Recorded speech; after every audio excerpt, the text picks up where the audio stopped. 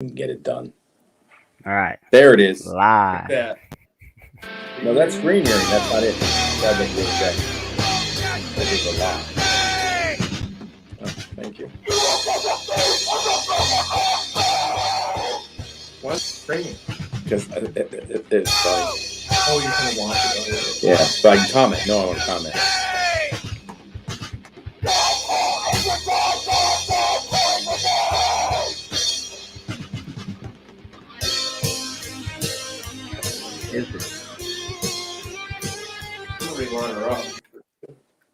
Okay. There it is. Anyone want to start the show? You seem like... Where are you at, man? Still in Wisconsin? Yeah, I'm at the basement, man. You're in the basement. The basement, and I'm at Ryan Salzman's, man. You're True in Bass, Alabama. man. I'm at True Bass HQ. Heck yeah. Great. Travis, you look tired. Not tired. I just, I mean, I didn't expect to see Ryan's ass, 3 minutes. I just forgot about that, Travis. Yeah, well, back up. Next time I'm down in Alabama, I'll bring a fucking razor for him.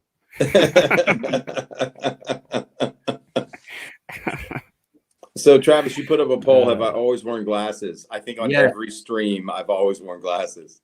So you either have a different frame or something unique sticks out about these, because I've never remember you wearing glasses. It's the same frame. It's like a little cheap pair of readers that I've gotten from. Well, I was here early, guys. We were just having some technical difficulties, so I don't know. In the comments, everyone's like, "Oh, Alex is here. Where's Travis? He's always blah blah blah." I was here, and I was looking back on Eric's Instagram, and I cannot find one picture with you wearing glasses. I see sunglasses, but not. No, yeah, because I don't really take pictures when I'm wearing. I mean, I don't. We're riding in the car up to New York. Do you have those on? No, because I don't need them to see. It's only for like reading comments on tiny screens. So if I go back to a live where you were on just like this, I would see you wearing glasses. 100%. Wow. Okay. Yeah. So it's actually interesting though. So Travis put up a poll. We got 41 votes. Has Eric worn glasses or not? So right now, 47% say yes and 53% say no. He's not worn glasses. So that's my point. Something's going on here with the universe and the dimensions, and people are, we can't figure this out. Something's going on here. So, Travis, are we going to be able to do a forensic audit of this poll to make sure that everyone sending their vote was actually the person that sent in their vote? No dead people voted, or just want to see if we can look into that a little bit. Whew. Man, right out of the gate. This starts very good, Alex, and Travis too. Oh, man. If it were only true, is there a way to share your screen, play a prior episode, and let's see if I'm wearing glasses. I believe you. It hasn't registered with me just yet. Right. Yeah. Let's see who's behind me. Wow, that's cray, man. I'm not dead yet. The correct answer is yes, Alex. No, yes. It is. So, Travis, I saw you got into him pretty good up there. Are they biting the A-rig already in the Wisconsin land? Yeah. So, okay. So if you guys recall, last week, Sunday, we had the Halloween special, which was amazing. I think it was, I like Eric's little, I don't know, when you just kind of jumped in, Cameo. Yeah. You didn't expect me. You thought you lost contact with me, and you didn't think I was going to post up. And then when you popped in down below, I was so nervous about bringing you on. But then I was like, well, maybe he's going to be suckered in the stain, and then he's going to blow his top off. And you kind of saw me laughing, right? I mean, I just came on. You had me in the background in the studio, and I watched your face when I came on. You can see that I'm in studio. Could you hear what I was saying, or could you see me laughing? Yes. Well, yeah, I was cracking up, literally. Yeah, cracking up. It had me laughing right out of the gate. Last Sunday, I immediately left for Wisconsin, and on Monday I decided to fly, simply because the weather wasn't the greatest with winds, and now I'm kind of wishing I took my boat, but that's not a big deal. It's all good. I'm getting out, so it's Sure. it's good. Oh, Larry, you're getting out all right. yeah, Larry Not was out on the boat. right. So, what does that mean? I don't know. Oh, What does it mean? The I know. universe is kind of weird right now. I'm wearing glasses Right. and you're out. So So we were supposed. so Travis, JP Harrell asked. You a mind real if I good do the show question. like this tonight? Yes. That works. Okay. Yeah, but I watch JP Harrell movies was. like this. Why do I do this when I'm watching movies at night? Sometimes Does your Does nose get anybody else cold? out there do this? If you're sitting on the couch and you're watching a movie, it's not cold in my house, but I'll watch a movie like this frequently. Anyway, something I do. It's a habit. I don't know why. Yeah. But to get to JP's question, Travis, he was wanting to know, is Sunday the new day for live streams? I actually just asked you that right before we started. So could you fill us in on So what our plan is here? It all started with the Halloween special. We wanted to make it on Halloween, so I figured I'd move a date. Then we had a guest lined up, Larry, who was supposed to talk Alabama rigs, and he called me yesterday and was not able to make it. But the only reason why we had it on this Sunday was because this was the only Sunday he could make it, Right. and he couldn't make it on Monday. So that's why we have this call it impromptu. It's going to be a quick live tonight, guys. Just a quick update. I'm not going to keep everybody. I mean, at least I don't think it's going to go too long. However, you never know. We will be going back to Mondays, and next week, Monday is a Patreon. I have a special guest that I promise if you are a member, you will not be disappointed. It's going to be a pretty good episode. So I encourage everybody to sign up for that next week, Monday. And then we're going to go straight to, what is it? The week before Thanksgiving, I believe, we will have the MonsterBass crew and the other YouTubers that came up on the trip. Everybody's going to be together on the live, including Will from Gajo Baits. And we're going to do a kind of a recap of that amazing 2 days up there and just talk smallmouth fishing with everybody. And then we have, of course, the world famous SmallmouthCrush live auction, which will be the week before Thanksgiving, that Monday before Thanksgiving. I wanted to do it. We were going to do it after Christmas, but then I thought, man, with returns and the mail system, I'd rather do it now than have to deal with it in December, if that makes sense. Sure. Because I remember we did an auction around Christmas time last year, and people's packages, they all got to them, but it took them a while. Sometimes some were 20, 30 days out. It was crazy last year around this time. You remember that? Yeah. It was nuts, man. Might be a problem we see every Christmas now. Everyone just ordering stuff online. True. True. So yeah, so I got to Wisconsin. I went out almost immediately, I think Tuesday or Wednesday last week. And my buddy Kyle and we caught him pretty good. You know, we had 31-pound day and probably a little bit, that's unofficial weight. Well, I've been thinking about that. Okay. And something just keeps bugging me. Okay, go ahead. Typically, like Seth Fighter does a dirty 30 and he shows the whole scale with all 5 fish kind of keyed in. And, so it's an actual dirty 30. Yeah.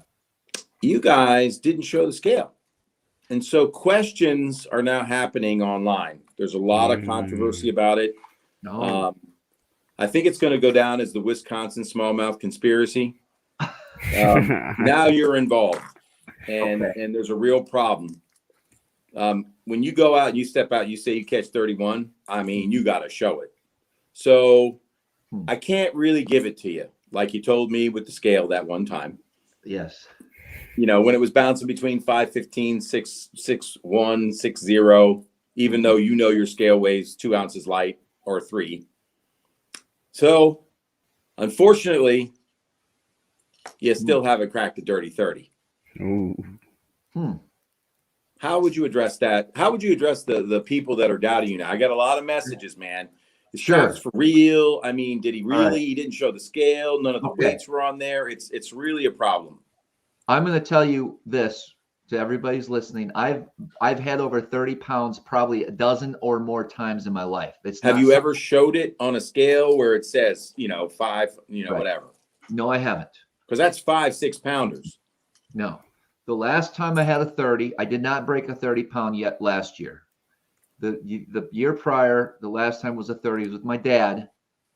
Well, see, I don't know. I had three 6-pounders in the morning, and then I went back out with him in the afternoon at a different spot on Lake Ontario, and I caught 2 more 6s that day. So technically that was a 30-pound bag. But don't you kind of have to weigh him and show the scale to be, really say I did it? I just finished putting together the video of that magical day on Wednesday. And you weighed them all.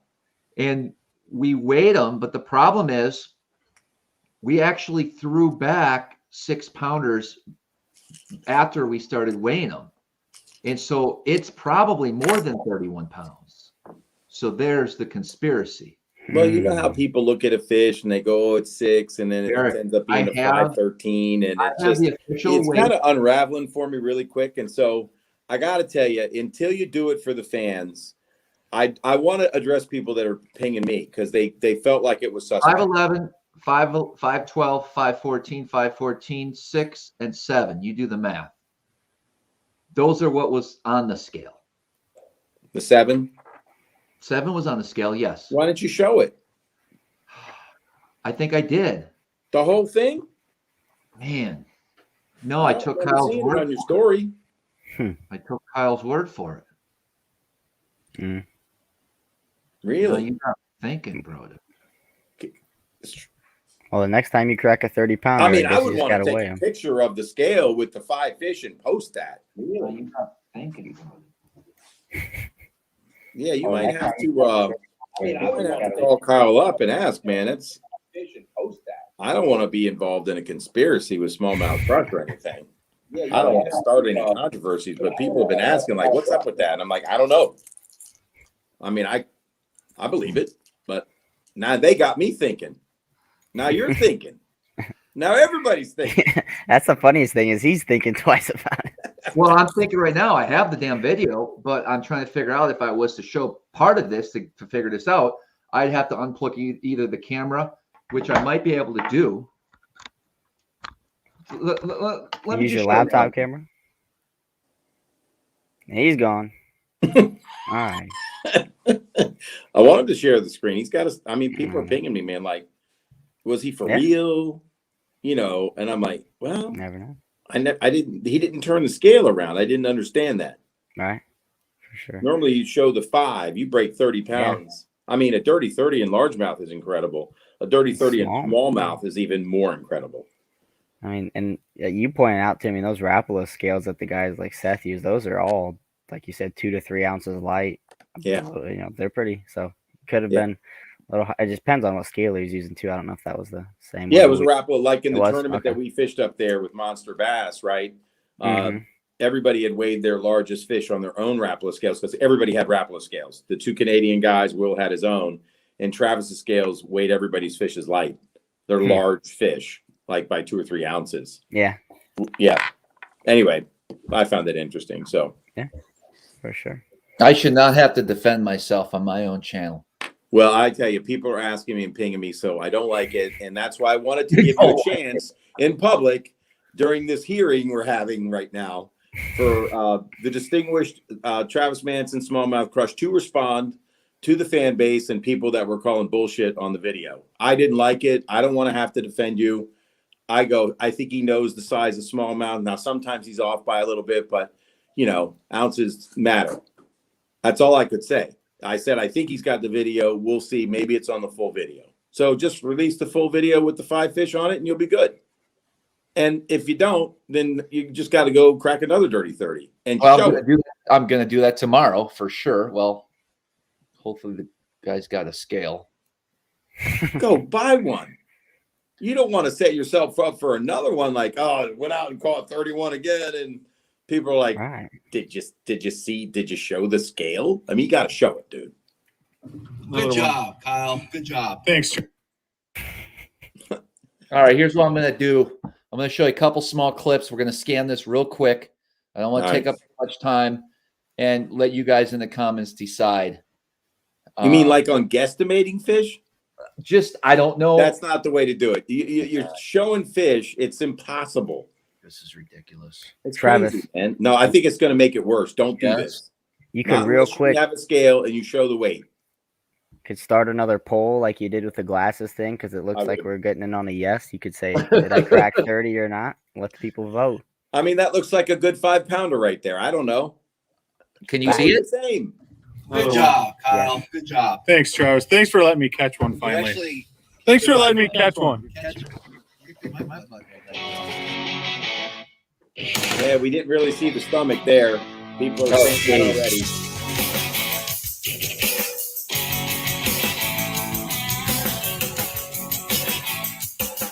All right, I didn't want to get. I just want to go over a couple things here. Some key fish, okay? Okay. Let me scan it here. So first of all, we're flipping little 4-pounders like that, like it ain't no big deal. Not that big, not that big, but I mean, that looks like a 3. First fish of the day. But was it 4? I'd say that's a 4-pounder. I don't even know, man. How can you tell from a video? Okay. It's been pretty cool. It's been pretty cool for a while now. Oh, man. That's obviously not 5 pounds. Ned rigging now. It took us a while to catch the big ones. I got excited. Sure. I get cocky sometimes. really, you? At least you caught some before. You caught some before noon. I guess it's good. I love a controversy. When's the last time you were involved in a controversy? I mean, people are calling you out. It's crazy. It's under 5. It's under 5. 4.5. 4.5. Give me that. Still not much. Still not much. Okay. It's not as big as you think. It's not as big as you think. That's a cold water smallie. Cold water smallie. Pretty thin. He's That's broad. not, that wouldn't be one of the big ones. Show me the stomach, though. You got to show the stomach. Hey, bud. Really that heavy? Yeah. I mean, all 5 of those fish should have a knot on their head. Do they? Not yet. All right. Feel that one? You didn't feel that one, did you? I felt my. I'm just on the podcast, buddy. So it really started out pretty slow as far as big fish. We were catching them, but nothing huge. Nothing huge. Somebody says, is this Man, did claymation? it change Now, later, here it especially is. for Kyle. Especially for Kyle. Almost had a double. Almost had a double. He's got the bigs on. He's got the bigs on. Feels good. I like how everything's saying it twice. I know. What happened here? There's just a feed. I think it's feeding back from. It's going in your microphone and your speaker. At the I don't same time, know. so we hear the video twice. Okay. Can we continue? I think so. Let's yeah. continue. I mean, it's just when you play the video. It's not whenever you talk. Well, I'm pressing play and it's not going. So it really Oh. started out You pretty can say slow. that again. Well, now I can't even get the rest of this up. I think somebody's hacked in, and then you got little Crush over there. It's falling apart fast, man.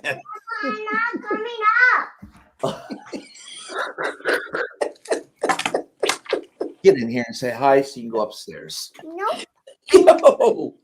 Up. Huh? Ho ho ho! Merry Phones are not Christmas. full. No. Hi Cole. What you getting for Christmas this year, or do you celebrate that? You Do can you talk. celebrate Christmas? Mm-mm. No, at your house. I figured. Well, we'll talk sometime, my friend. No presents for you. Mm-hmm. All right. You got to Just get a up here lump of coal. because it's bedtime. No, I'm going to bed down here. You're not going to bed down here Why? because I had a hard time sleeping in this bed with you last night. Well, I tried today. No. Yes. No. Yes. No. Yes. Yes. Yes. Yes. Man, Come on. Go up. Grandma's calling you. Yes. No. Yeah. makes me want to drink. Anyways, continue on. This isn't water; it's pure vodka. There's only one way to get. Apparently, I cannot show you the rest of this video. I'm curious if it even uploaded all, and that means I erased everything. Now I'm it's sure a real big conspiracy. It probably uploaded, Travis. It's just not loading. It's totally Because makes you don't it, have this the best cements Wi-Fi it, out this there and cements you're it. trying to stream at the same time. Grandma, I already brushed my teeth. You can check on your phone, Travis, too, to make sure you didn't delete it if you have camera on your phone. It was just on an external hard drive right now. I didn't upload. Okay. Kuda is saying, you don't need to defend yourself. Turn it off. That's right. It just, you'll release the full video and then people can judge your fish online. And, you know, I would put 30, 31 question mark. You be the judge. I mean, and let's see what people come up with. What's the worst case scenario? It was actually 29.5 pounds. Like, No, it was over 30 pounds. It's close enough. There is not a worst case scenario. Well, there kind of is. I don't know. I mean, now that it's being called into question, it's not good. Don't do that again, man. When you do 31, you hold the scale up with the 5 fish, all logged in. Right. Well, that's one thing we didn't do. Eric, we did not. You got to, though. Yeah, we just looked at the scale and said, oh, that one's 515. Oh, that one's 7. Oh, that one's 602. Doesn't cut it. You got to push the button. I will say, if there's anyone to guess a weight by just looking at the fish, Travis got to be one of the better people at it. As many smallmouth as he catches. Very true. Got to have some good eyes. He's not really good, though, at guesstimating the weight when they're on the line. Now, why didn't we get all those clips? That was pretty funny. We all sucked at that. Well, that video has not been put out yet either. Oh, I thought it was. Okay. We did this thing, Alex, like guess the weight as you're playing the fish, and we were all absolutely horrible at it. Really? It was hysterical. Yeah, it's a fun game to play with smallmouth because they're freakishly strong, and some are like freakishly strong athletes individually, and you swear you've got the biggest smallmouth of your life, and it turns out to be 3.5 pounds. That's the way you get one. That's just so ridiculous. I was laughing. Like, I made Travis get the camera like a couple times, and he's like, just take your time. I mean, he's coaching me along. Like, I mean, I've got him sold that is this a monster in it, and I'm like, I'm sorry, man, I don't know what happened. It's not a good fish at all. Oh, Travis, you're going back to it. Well, I just want to show a couple big ones. Okay. That's 6. Good job, Kyle. Good job. Thanks, Travis. Thanks for letting me catch. Okay, that's talking 6. all that shit. I've been having a little tough time today catching fish. Talking all that shit. I'm not sure why. Well, I'm trying to help him set up his live scope, get his light in order. Oh wow! I'll even get the hand cut on that. I'm not gonna swing this one. That's 6 pounder. You're not gonna get him in. You're not gonna do it. So it was just a great day. This one, guys. Everything's set up perfect for us. Wow. Another one. Yeah, I'd say. He's definitely 6, dude. So I don't know. So I obviously have the bad That's a camera 6 pounder. angle here.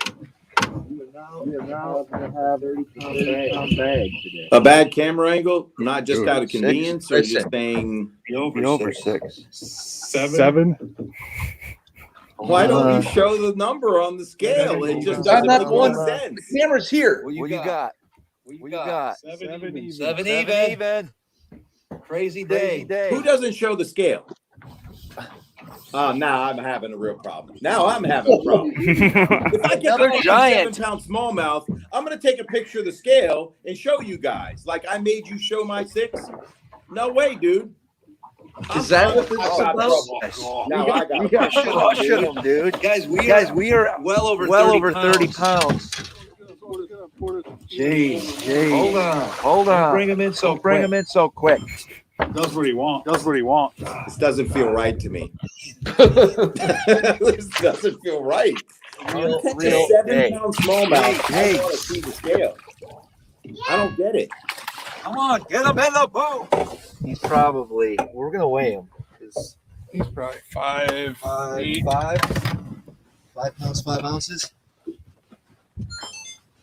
Doesn't sound like a 5'12". Let's see. That one goes 5'10". 5'10". 5'10". Okay, there's There we go. 5'10".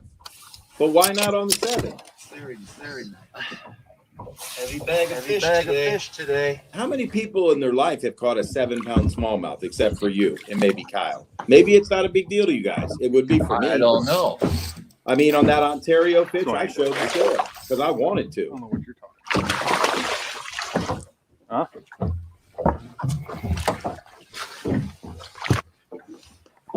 I don't know, bro. I don't think this is How do helping. you do it? I don't think this is helping. Like that. I don't think this is helping. Throw him. Yeah, then. I will tell you this: Kyle's kicking my butt. Guys, I can't seem to catch a fish today. Yeah. Good one. Really good one. Really? It's all So- right. So that's how you show a 7-pounder. Yeah, it's big. Ryan Feldman caught a 763 silver scale with the fish. You must be using some secret bait hiding from me or something. It's Gobi juice. 763. That's a real 7-pounder. Big and With the scale. I didn't want to get my hand wet. Who doesn't show a 7 on a scale, bro? I got problems. I'm not even sure. I like this comment up here. No wonder why he wins so many online tournaments. I thought that was funny. Little guy. Rich. oh. I mean, that's another big That's one. what they look like, Travis. Guess that one. If you guys are so good, guess it. 5'11". Wave Currents and I said this is a video. So them not other- just a- not them a other video, 3 or it's a 4 were slideshow. overseas. I don't know what they're talking about. It probably looks fine. It's real choppy on. Okay, our look, 5 there. It looked 6 a minute ago. I don't know. I just figured it out. I just figured it out, guys. Oh, he's off. Oh, he's off. So I got the OW sniper jig on, and I have a and I have a swim bait on it, and I'm slowly crawling it. And that was And that was my first bite in in a while. Well, Kyle was catching monsters. I was I was still doing my Ned rig thing, and I think and I just unlocked the unlocked the puzzle. I'm gonna find To out. find out.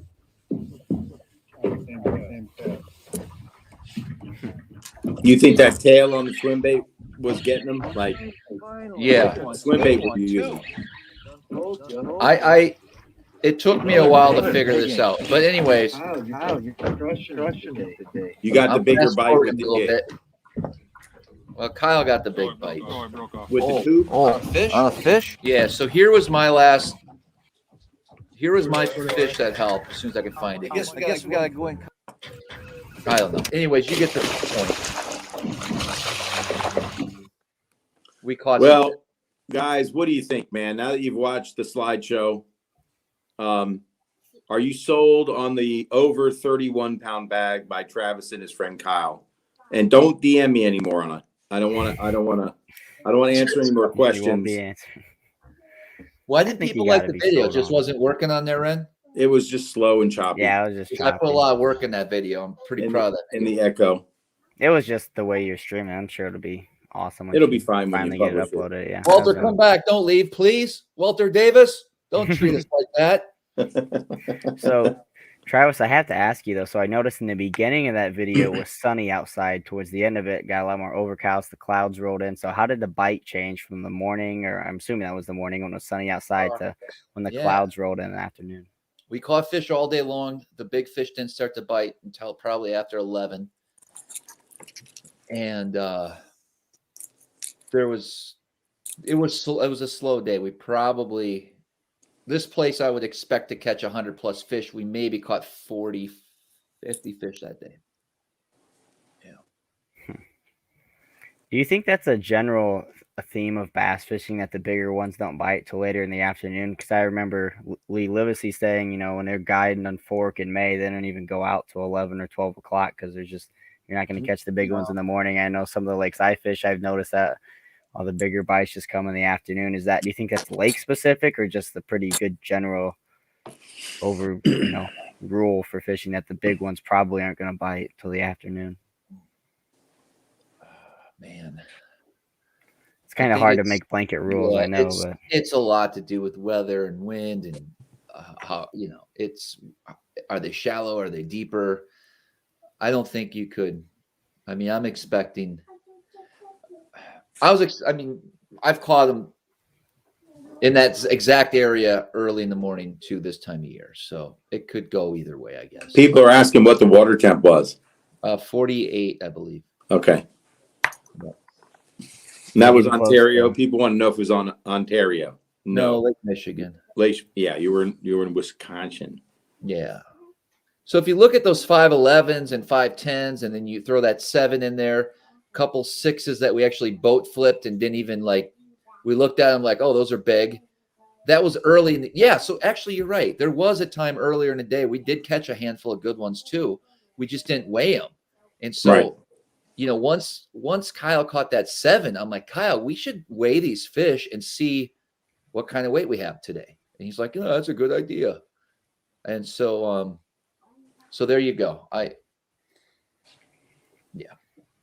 mean, the comments are mixed. Some people wouldn't believe you, even if you show them the scale now with that video. Some people said they give you credit. Hard to say, tough to judge. You got a variety of people out there, so it's just going to go down as a conspiracy video.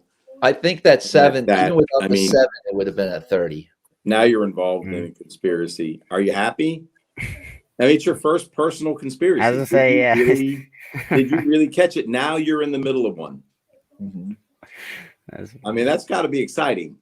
The funny thing is, you weren't trying, but the 7, it only gets in the far right corner of the video. All you really see is his gills sticking in there. And you don't show the scale on it, and he says 7 and doesn't save it, and it's weird, man. It's just a weird. It's weird. It's very strange, and you're kind of happy, but your tone was weird to me.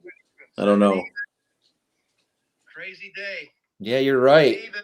I thought I would be able to. He's even looking at the scale here. You got 7 even. But doesn't somebody that catches a 7 show you and turn it automatically? Yeah, if I catch a 7, I'm proud and I go, man, that's a 7-pound smallmouth, and I turn the scale to the camera. Well, I know Kyle. I mean, most people would, I know Kyle catches a handful of 7s every year. so it's not a big deal. I That's get what it. My Now other I get comment it. was going to be. It's kind of Like like Eric me, said.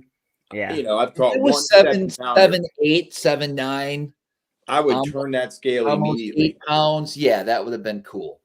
But a little What 7. was it? 7.1, 7.0? 7.0, 7.00. This is where it's breaking down. Your reaction, you're smiling. I'm not trusting you. It's just weird. I Why know are you what being weird? because I know what you're thinking. No, you're in the middle of a conspiracy and it don't feel good. It's weird. I can't believe you're involved in this, man. I'm shocked. All right. Well, as Ryan says, now I have to go catch another 30-pound bag, which I'll do tomorrow. Oh yeah, I should. And please get a scale. I don't want to hear another, we estimated it. I know my fish. If you don't have a scale with 5 fish on it and says 30, it didn't happen. I didn't want to hear about it. Don't even make a post because I'll troll you. We'll have to make an account. Did Travis catch 30 pounds? We'll just comment on every one of his posts. I think this is very interesting. It is. And it will be interesting to see if you can. You down to, let's change in subject. What brings you down to Alabama? Well, it's a hedge. Oh, Just in case the 2022 Legendary Lake Series doesn't happen, I'm gonna start on some pre-scouting missions for it and do a little film just so I got it in the can in case I have to go on my own and do it by myself, which I told you I wanted to do. I hope it's with you. I hope we find sponsors, but if it's not, I'm doing it. gotcha. Life's too short. Time's running out. Yeah. That's awesome. Well, fair enough. So it'll be my personal Legendary Lakes tour extravaganza. So I'm starting out with, Gunnersville and then Pickwick. Going to shoot a topwater show there. We got a really good videographer doing it on Tuesday. And then Wheeler and maybe Coosa River. I don't know. We'll see. Cool. Nice. So you're there all week, kind of Didn't run it past me, nothing. Just decided to show up and have everything. It's last minute. Ryan had an opening his schedule. Well, I'm starting to Sure get worried, man. Time's wasting. I hear you. Nobody's sounding really confident. There's no urgency for the Hold up. proposal. I'm Trying to get hoping. that proposal out 4 months ago, and I said, "Hey, Eric, it takes months Here we go. to acquire sponsorship, not 2 months before we go. I fully agree. It's a year commitment just to find peeps." Very true. We're doing our best. But I you're doing a think. good job. I'm glad you're down there. I'm not jealous at all. I'm happy for you. Thank you, man. You're in Wisconsin catching 31-pound bags, man. Did you run that past me? I can't remember. Yeah, I don't think you did. I think I invited you. You did? Yeah. To Wisco? Sure. Me, you, and Cole on a plane? That would be weird. You'd be going, Eric, would you mind watching Cole for a little bit? I'm going out tonight.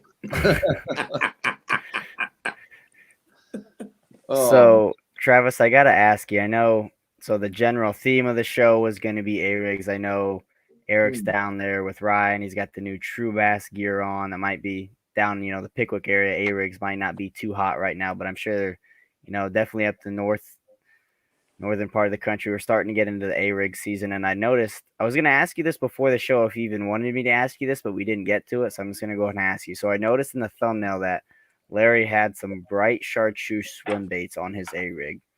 Is that something the smallmouth really tend to key in later on in the year? Is that? I wanted to ask him, he was on the SmallmouthCrush podcast and he delivered some really good information when it comes to A-rigging. However, there was more conversation after the podcast type of thing, which is when I was in. I need to have you on a live at some point. Would you be willing to share, the extras, the stuff we didn't get to in the podcast? And he was more than willing. In fact, he was trying to get Eric and I out there when we were up on Lake Ontario a couple of weeks back, but they had such strong west winds, and he fishes the east end of Erie. That it would have been too hard. Okay. But I think that is something he does quite a bit. I don't want to speak for him, but I know I put chartreuse blades on a lot, probably 80% of the time, only because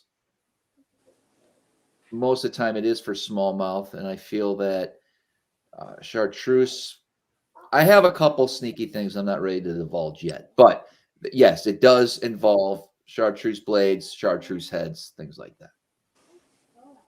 Why do you think the smallmouth like that chartreuse so much? Because obviously they're typically in clear water. Is it just the contrast thing? They can probably I don't know, but I do know this. The fish either want something supernatural or something super crazy. And some days you can't throw something. You can't throw a chartreuse super fluke and get a bite. It's got to be like a natural bait fish color. Other days, for sure, it'll draw them in.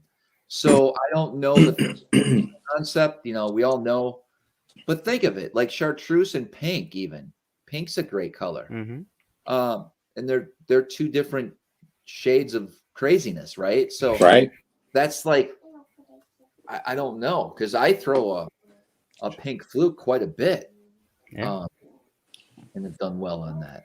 So what makes you decide between natural and gaudy colors? Is it if the clouds are out, you're going to go? If I don't get a bite within, if I'm in an area where I know there's fish or conditions seem right or history, and I'm not getting a bite on chartreuse, then I'll switch over to more natural. Sure. But I normally always do start out with chartreuse. Okay. Same thing with a spinnerbait. All chartreuse blades and skirt and everything. For sure. Burning that thing around, man. That was a fun bite, man.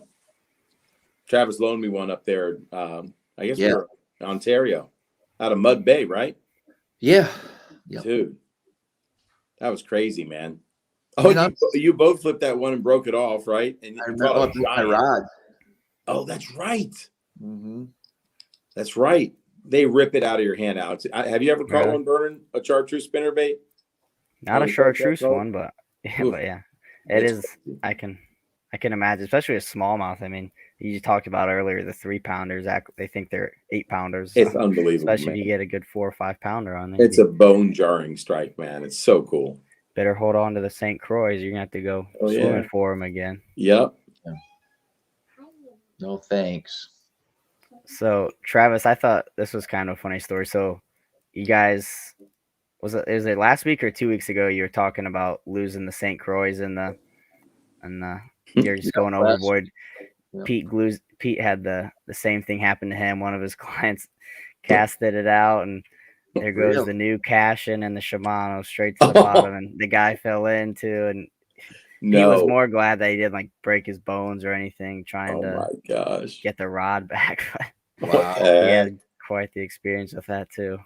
Did he get the rod back? Nope, he said it's a goner. Well, with that nitro, the gunnel's really narrow up there. Yeah. And I've only lost 3 rods in my whole life, and all 3 were because I just didn't strap them down when I was running, and maybe hit a random boat wake that was a little too hard. You know how shit bounces. Think of all the hours I have driving a boat, and over my whole life, only losing 3. That's pretty crazy. That is crazy. And then to have 2 go over that day, and it's never, Eric. I'm always digging around, and I'm pretty. I'm pretty good at looking at and watching. It's so crazy. I look at it every time you do it. I'm like, I just can't. I can't even, because I'm like looking at it going, one of them's going in. Right. They never do, except for that day it did. Right. That was 2. Not 1, 2. Oh, and I didn't even want to deal with it. I was so mad. I'm so glad we found him though. That was a crazy funny day, man. Crazy. Spin to Win goes, what St. Croix rods do I use for the spinner bait? I'm gonna guess wrong, so I'm just gonna say it's the Mojo Bass crankbait rod. I think it's like a 7.4 Mojo Bass. I don't have the spreadsheet in front of me here. For A-rigging? No, for throwing a spinner bait. Spinner bait. Oh, okay. I didn't know if we're on the A-rig or spinner bait. Actually, I do have the spreadsheet. Hold on, I'll tell you right now. It's the That's crazy how you found it so fast. It's the MGC72 heavy moderate, I believe. HM. That's pretty impressive. Mojo Bass. Yep. Cool. Yeah. There you go. Well, Travis, I did want to ask you this real quick, kind of on a more somber note. I know the fishing industry lost one of its most beloved members this week with Aaron Martens passing away. You know, it's kind of weird. You scrolling through the Instagram or Twitter, whatever it was the next day, just every post was everyone. I loved Aaron. He had such an impact on me. So I didn't know if you'd had the chance to meet him. You wanted to say anything, if he ever had any impact on you, because you could certainly see he had an impact on the industry as a whole, and he's definitely going to be very, very missed by everyone. Yeah, I've met him. We've had multiple run-ins together over the years, starting back in probably 06 at Byron Velvick's house. Little party that was going on there. A lot of the anglers were there, Skeet Reese, and that's, I think, the first time I met Aaron was there. And then run into him at the Classic quite a bit, because we were always, Brody, who was on the Halloween special, Brody was really tight with Aaron. And so Brody was always with me working for Mercury at the Classic. So we would always kind of be together, either at, after the tournament or in the hotel bar and stuff, just talking, and where all the anglers, like that Sunday night, a lot of the anglers come down. There's all kinds of different functions that night, before the end of the weekend. And so, yeah, we would, gosh, there's so many stories. I fished with him. I've been on his boat. I'm really good friends with his nephew. So, what was it like fishing with the man when you fished with him? Did he? Oh, it was actually quick, Eric. Oh, that's so cool. We ran straight ahead, full steam, all the way up to the dam without thinking twice, and shut down above all those rocks. Right. And started fishing. Salzy's coming in. It was him, Cliff Crochet, and gosh, there was someone else. But anyways, yeah, it was fun. And I remember down in Florida, double bass one night with I can't think of his name now. Who's a flipper from Louisiana? Cliff Crochet. Greg Hackney? Yeah, Hackney. Hackney, myself, Brody, Aaron. and he liked my shoes, man. He wanted to take my shoes that night. So yeah, we had a lot of fun together. Absolutely. That's awesome. Wow. Well, Yeah. it's definitely, you can tell like the impact he had. But Travis, what you kind of did pique my interest though. You said in 2006 you had a party at Byron Velvik's house with yourself, Aaron Martens, Skeet Reese. I'm sure there's plenty of other people there. Do you have any some good stories from that party? Because I think we might be able to do a whole live just talking about that thing. And Byron Velvik, right? That's that'd be a good one. Yeah. I drove as a marshal at Pickwick. Oh, that's so crazy. Yeah. Did you know Aaron Martens at all? Right? Yeah, so Aaron Martens, I fished with his nephew, Justin Martens, and I got to meet Aaron in college, and he was always super nice, and he taught me a lot about scrounger fishing. Really? I was actually throwing the scrounger before I was throwing a swim bait. Oh, wow. Well, Ryan, I think you introduced me to Justin. Yep. Yeah. Yep. We were doing the kind of cast for kids there at the Elite Series, and that's kind of about the time I met Travis. How about that, man? Full circle. Because then I went fishing with Justin, and he was talking to me about the scrounger head. Showing you how to cut the flukes and all that. Yes. Now it all comes back. He actually caught a bunch. We were fishing from shore right there at that marina. Right. He was throwing a scrounger from the shore, catching bass. Along them rocks there. That's really cool. Cool. Mm-hmm. For sure. Good times, man. So, hey, Ryan, tell us what's new with True Bass, man. Give us an update, man. Take center stage. Go ahead. Man, it's been a while since I've been on here, and so we released the hair jig. I don't know if that was released when I came on here last. David Allen from David Allen Fishing is also a guide on Pickwick. Hand-tied a hair jig that we were using for the last 2 years that really just outperformed everyone. And I partnered up with him to get it made at True Bass, but we wanted to make sure it was 100% right and accurate so that it could catch them being made in China as well as he hand-tied it. So it took about 3 runs, and then we finally got it right. And Jordan Lee actually won the heavy hitters on Big. So I'm actually wearing a logo. I don't know if they'll read it. It says, "If you know, you know." That's hold on. Right there. This is that. If you know, you know. Yeah. So Ryan, does that, I assume, now does that come in like 1/16, 3/32, 1/8 sizes then?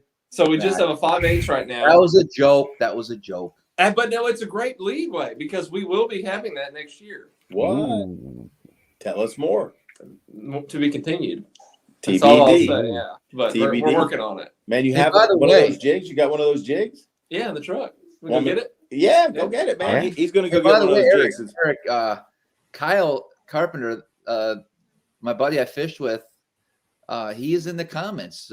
So maybe now is the time to clear up this conspiracy. Ooh. Kyle, I don't know if you missed it, but earlier we were talking about our big fish day, and Eric says there's Big Fish Day. I got a lot of comments.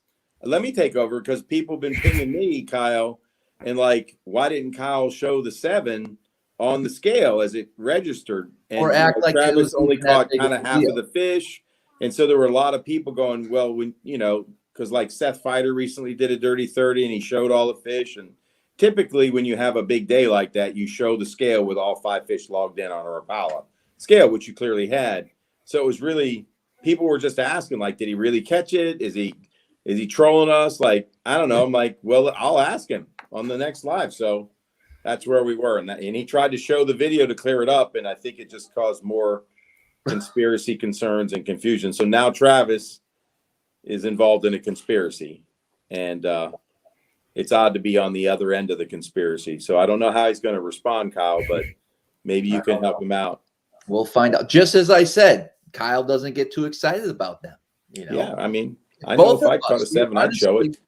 The water was cold, and we were basically boat flipping every 5.5 or smaller fish over the side of the boat. I mean, we dumped 3 of them that were On what pound line? 8. They boat flip 6-pounders on 8. Well, Have you braid heard to, of a net? That's kind of stupid. braid to an 8-pound fluoro, Ryan. When you're catching hundreds of these in a day, it makes sense just to boat flip them. Hundreds of 6s? Yeah, close. I mean, Come on. I don't know. Ah, come on. Okay. I like it. I like it. I'm just gonna sit here like this for a little bit while I All I know is we caught that 763 the other day, and it looked like a beluga whale when it jumped out of the water. We were both freaking out, and I was hyperventilating. So Right. that's fish of a lifetime for most people. Yeah. But I mean, you guys was catch both 7 flipping times. 10-pound braid to 10 liter. I use 5 braid to 8 liters. So Wow. Ryan, when you have a client with a big fish like that, do you get more nervous than when you have a big fish? Because, you know, they paid you, it's their moment, they traveled down here to catch this big fish, and they finally got it, and you're like halfway there to the finish line. I'm not even caring about any of that. I'm just excited watching them catch the fish. Like, I literally get more excited witnessing their enjoyment. All the stuff you said doesn't bother me. I might seem callous, but after guiding for 10 years, you just accept that you may catch them or you may not. You know, it's going to go. We had a dirty 30 today, Gunnersville. did you? Close to it. You look at Let's my have a story today, you'll see the biggest fish of the day on my Instagram story. So head on over and Maybe we should have a virtual tournament Wednesday. We both go live on our YouTube channels. I mean, something to think about. I don't know if Kyle. I think we'd stop your butt. No, I don't know. Kyle's Smallmouth. the smallmouth. I mean, It's chance. I don't know. Pickwick depends on how Pickwick fires off. We'll see. True. I don't know, man. Knowing how easy those smallmouth are to catch up there, I know. I'd probably bet on New York. I'd bet on him. I put him on the over under, but for sure. Oh yeah, but we try. Oh, we would give it all hard try, but there's so many fish up in New York. It's crazy. It's like fishing in Disneyland. This is Wisconsin, Eric. So that's what I meant. I bet in Wisconsin. I bet even more in away. Wisconsin with 31 pound hours bag. away from New York. Well, where he took me, and it was in the fall. It was pretty dumb. So It's crazy. Wisco's nuts. It's all nuts. Everywhere you go is nuts. Oh, Ryan and I went up to northern Wisconsin at a small lake up there. It was nuts. It was nuts. Really nuts. Oh, it wasn't like it was kind of slow that day, but we still had 24. I had made a video. If you want to watch the video, go to my YouTube. It's like one of my original videos of YouTube. Yeah. Oh my god, that's crazy. Yeah, I made a YouTube of it, and it's like 24 and change smallmouth. Hold on, I'm gonna see if I can find that. That's really. It's one of my early videos. That'd be fun to watch. It would be cool. How many years ago was it? Oh, and Travis, this had when he was fishing the elites. What? Yeah. You have to play this. I'm gonna look for it right now. Oh man, this is vintage gold stuff. So that was actually when I had a kidney stone. I was nauseous as crap. Like what? Yeah, it turned out I had a kidney stone when I was fishing with him. Oh my god. Oh my god, there it is. Only a minute. Only a minute. Looking for that. Yeah, show the jig. So this is the original shuttlecock that David Allen tied me. So this is the original one, the first one I ever got. It has been 8 to high heavens. Wow. What's really original about it, it has these 4 nice, beautiful feathers, little flash of blue. And the eyeball's missing, and I hit a bridge with it, so it's kind of concave. So this one actually hangs in my truck now. That's cool. But here's the replicas. This one's caught a few. See, the feathers are a little thinned out. And this one's pretty much new. So you see how fluffy it is. But they did an extraordinary job tying these where we get our stuff made. So kind of compare it. Original, new one. This has been 8. When they get 8, hair comes out. Yeah. Right. So, and sometimes, so like I'll have shuttlecocks that are smaller and then fluffier, and you kind of get different fall rates. Very cool. The good looking jig, man. It's called the shuttlecock. What hook is in there? Because it's nice. It's a 5-aught. I think it's a Mustang. Yeah. Okay. Yep, and it's a nice hook. Travis, you think those Upper Bay fish would eat that in Potomac? Like where? Where would this be applied on our rivers? I think on a bridge, maybe. Yeah, the bridges. Anywhere you have suspended fish. Oh, like in the spoils, man. So a lot of people are using I'll probably get yelled at for telling this, but brush piles. Oh. That's what Jordan Lee was doing in that win you mentioned, wasn't it? He found those brush piles and interesting. Yeah. Oh man. Yeah. It's cool. So Ryan, what's your way of retrieving that? I've seen some Bass U videos, like some YouTube videos, and the textbook way to me seems to just be throw it out, crank the rail handle a couple times, let it sink back down. Do you have any different ways you like to do it, or is that just are they just giving me crap on Wired to Fish? No, that's accurate, but Okay. it's a little more technical than just reel it a few times. Okay. As Eric always says, speed, rate of retrieve, fall rate, all that matters. So you'll get really dialed in with this. That's why 5/8 is the perfect size, because you can change the fall rate. You can almost make it a 1 ounce fall rate by going to 10 pound or 12 pound with this. Interesting. And a lot of times we'll throw it on 15, 17, 18, you know, those different lines. And we just play with fall rates and really dial it in. I might have 3 rods with this to see in a school just to see what fall rate. And once I get them dialed in, I'll throw that rod. Right Sure. on. But as far as retrieves, speed is the key. Sometimes they just want it like creeped up and then kind of a little hop and then let it fall. And then other times you want it as fast as you can reel it and then kill it. And it's Boom! That gets them to ignite out of their suspended. Yeah. They chase and then it stops and they got to eat. they frenzy. They over it. overrun it. Yeah, that's very You'll cool. get a hit, and then when you get a bite with it, you just reel, and if it stays tight, then you pull. Pull. Right, so you reel set them, and a lot of times you get a bump, and you reel, and they're gone, and then bump, reel, and then bump, bump, bump, bump, and then all of a sudden one finally gets it. Damn. They're just, you can tell there's. That's got to be a fun bite. See them on the active target just doing this. What? Wow. What time of year? Post spawn Post-spawn. mostly. Shad spawn, phenomenal. Okay. Ledges is So they phenomenal. get on the ledges. Yeah. Brush piles. This winter, I'm really going to play with it. Put it on. I think I'm going to put on some 20. Get it fall really slow. Maybe put on some monofilament. Really exaggerate that slow fall. I can see Bluff that walls. I'm thinking bluff walls. I can see that happening with the smaller versions you're about to build. Shad kills. I tied a version like on an 1/8 ounce. I'll send you a picture. It's So it's the really next pretty step, big. the first thing that's going to be released is the 5/8. This is. I always release things on here. Apparently, we have a 7/8 coming out and a 3/8. Awesome. And the 3/8 is dirty for that shallow grass. Hell yeah. It's really dirty. I wouldn't even know. My buddy Scooter Lilly, my team partner, told me about an old gentleman that got on his boat as a co-angler. He brought one rod. Maybe it wasn't Scooter. Somebody told me the story. Yeah, and he had a surf casting rod. Yeah. Was that you? I don't know. You? Has anybody else heard that story? I've heard that story. No. They like just bombed it out, like school and fishing, just warm out. Wow. I've heard that. One rod. That's all I need, son. How are you retrieving that again? Multiple ways. Okay. Multiple ways. Sometimes so the 2 biggest fish I caught on Pickwick last year with it. I'm talking, on guide trips, you start talking to your clients, and I threw it out there and I defaulted to swim bait mode, not thinking. Yeah. And I'm reeling to the school about like this, Wow. and all of a sudden it goes, thump, no, 8-pounder, Oh my God. and they're freaking out. And that day we probably had 26 or 27. They were pulling a lot of current in the school. Oh, Every no school you doubt. went to, you were catching a 5+. Sure. I throw back out there. I'm gonna try that again. Thump 7. Good night. Oh my God. I was like, 15 pounds and 2 fish. and so I was like, maybe I figured a retrieve out. Did it again the rest of the day. Nothing. Isn't that crazy? But I feel like it was something those fish hadn't seen. It kind of goes back to play with the retrieve. Sure. In any given place where there's fish, to see what triggers a fish to bite. Yeah, James, it's a 5/0. I think it's a 5/0 mustad. Mustad, yeah. Mustad. Yeah. Same one that goes in our swim baits. Yeah. Awesome.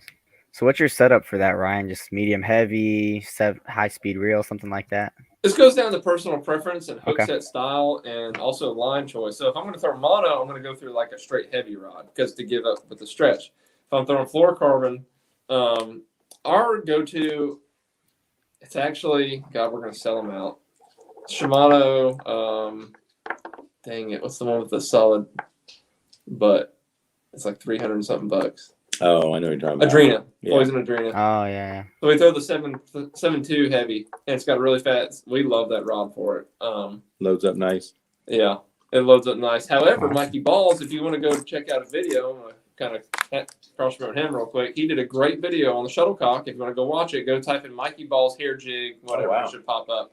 And he throws it on a medium with 12-pound line down in Florida and is wrecking big bass. How about that? Wrecking them. Wow.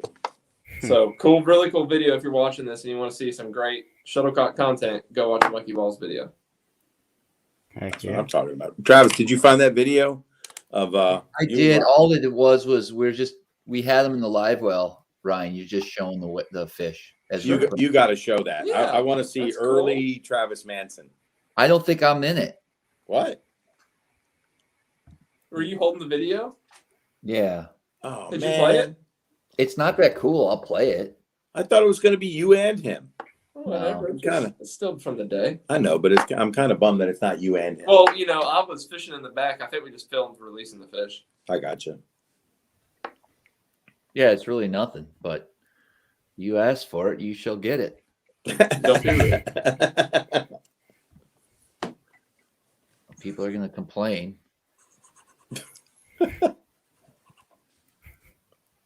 Jake's having a ball in there. Jacob, come here. Do this.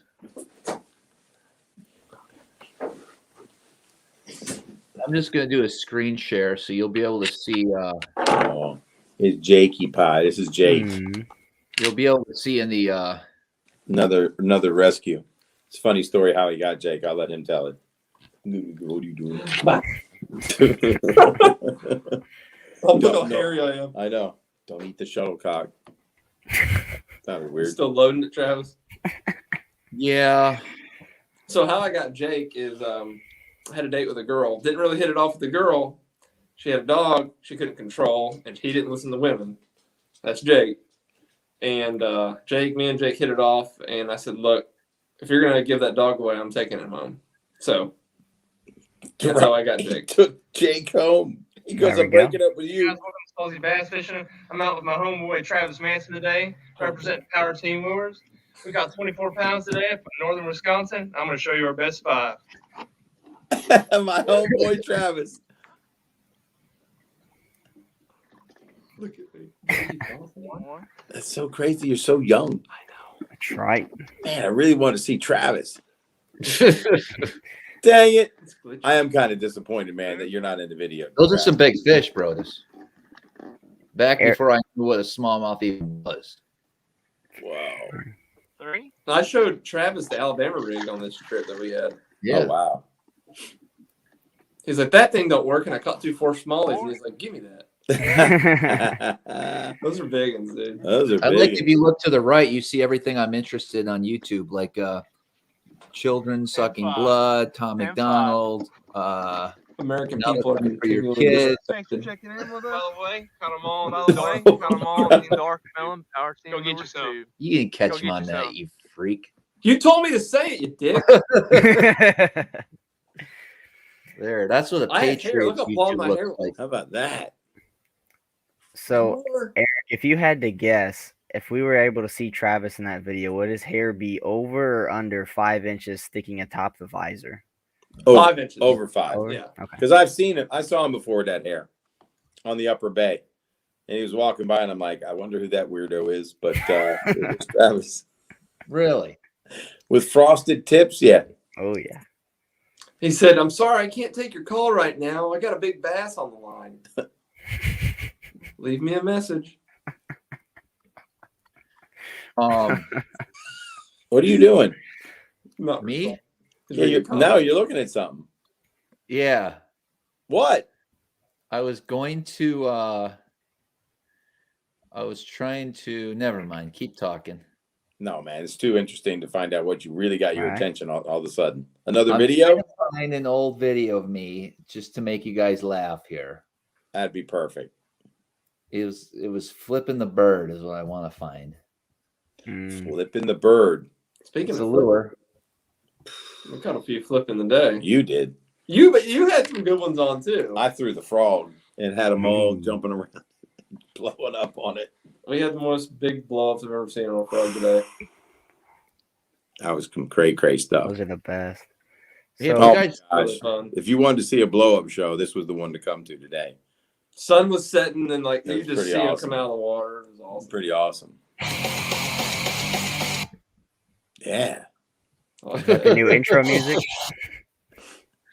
wow, this is legit back there. Here, part of the Oh my god.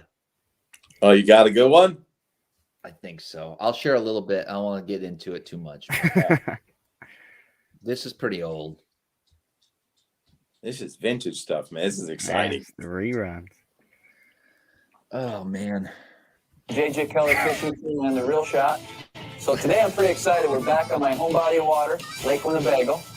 And it should be pretty interesting today. I haven't been out here about a month or so. Look at those. But we had our first cold front of the summer come through about 3 or 4 days ago. So it's considerably cooler. And typically that first cold front does shut them off for a few days. Hopefully we'll be able to find a few smallmouth. This lake has a great numbers of smallies. And we catch some in the 4 to 5 pound class as well. And it's also a great largemouth lake. But today we're going to focus mostly on smallmouth. We might have to do a little bit of running before we can track some fish down. Anyway, that's awesome, man. Yeah. I was hoping I could catch a fish for you.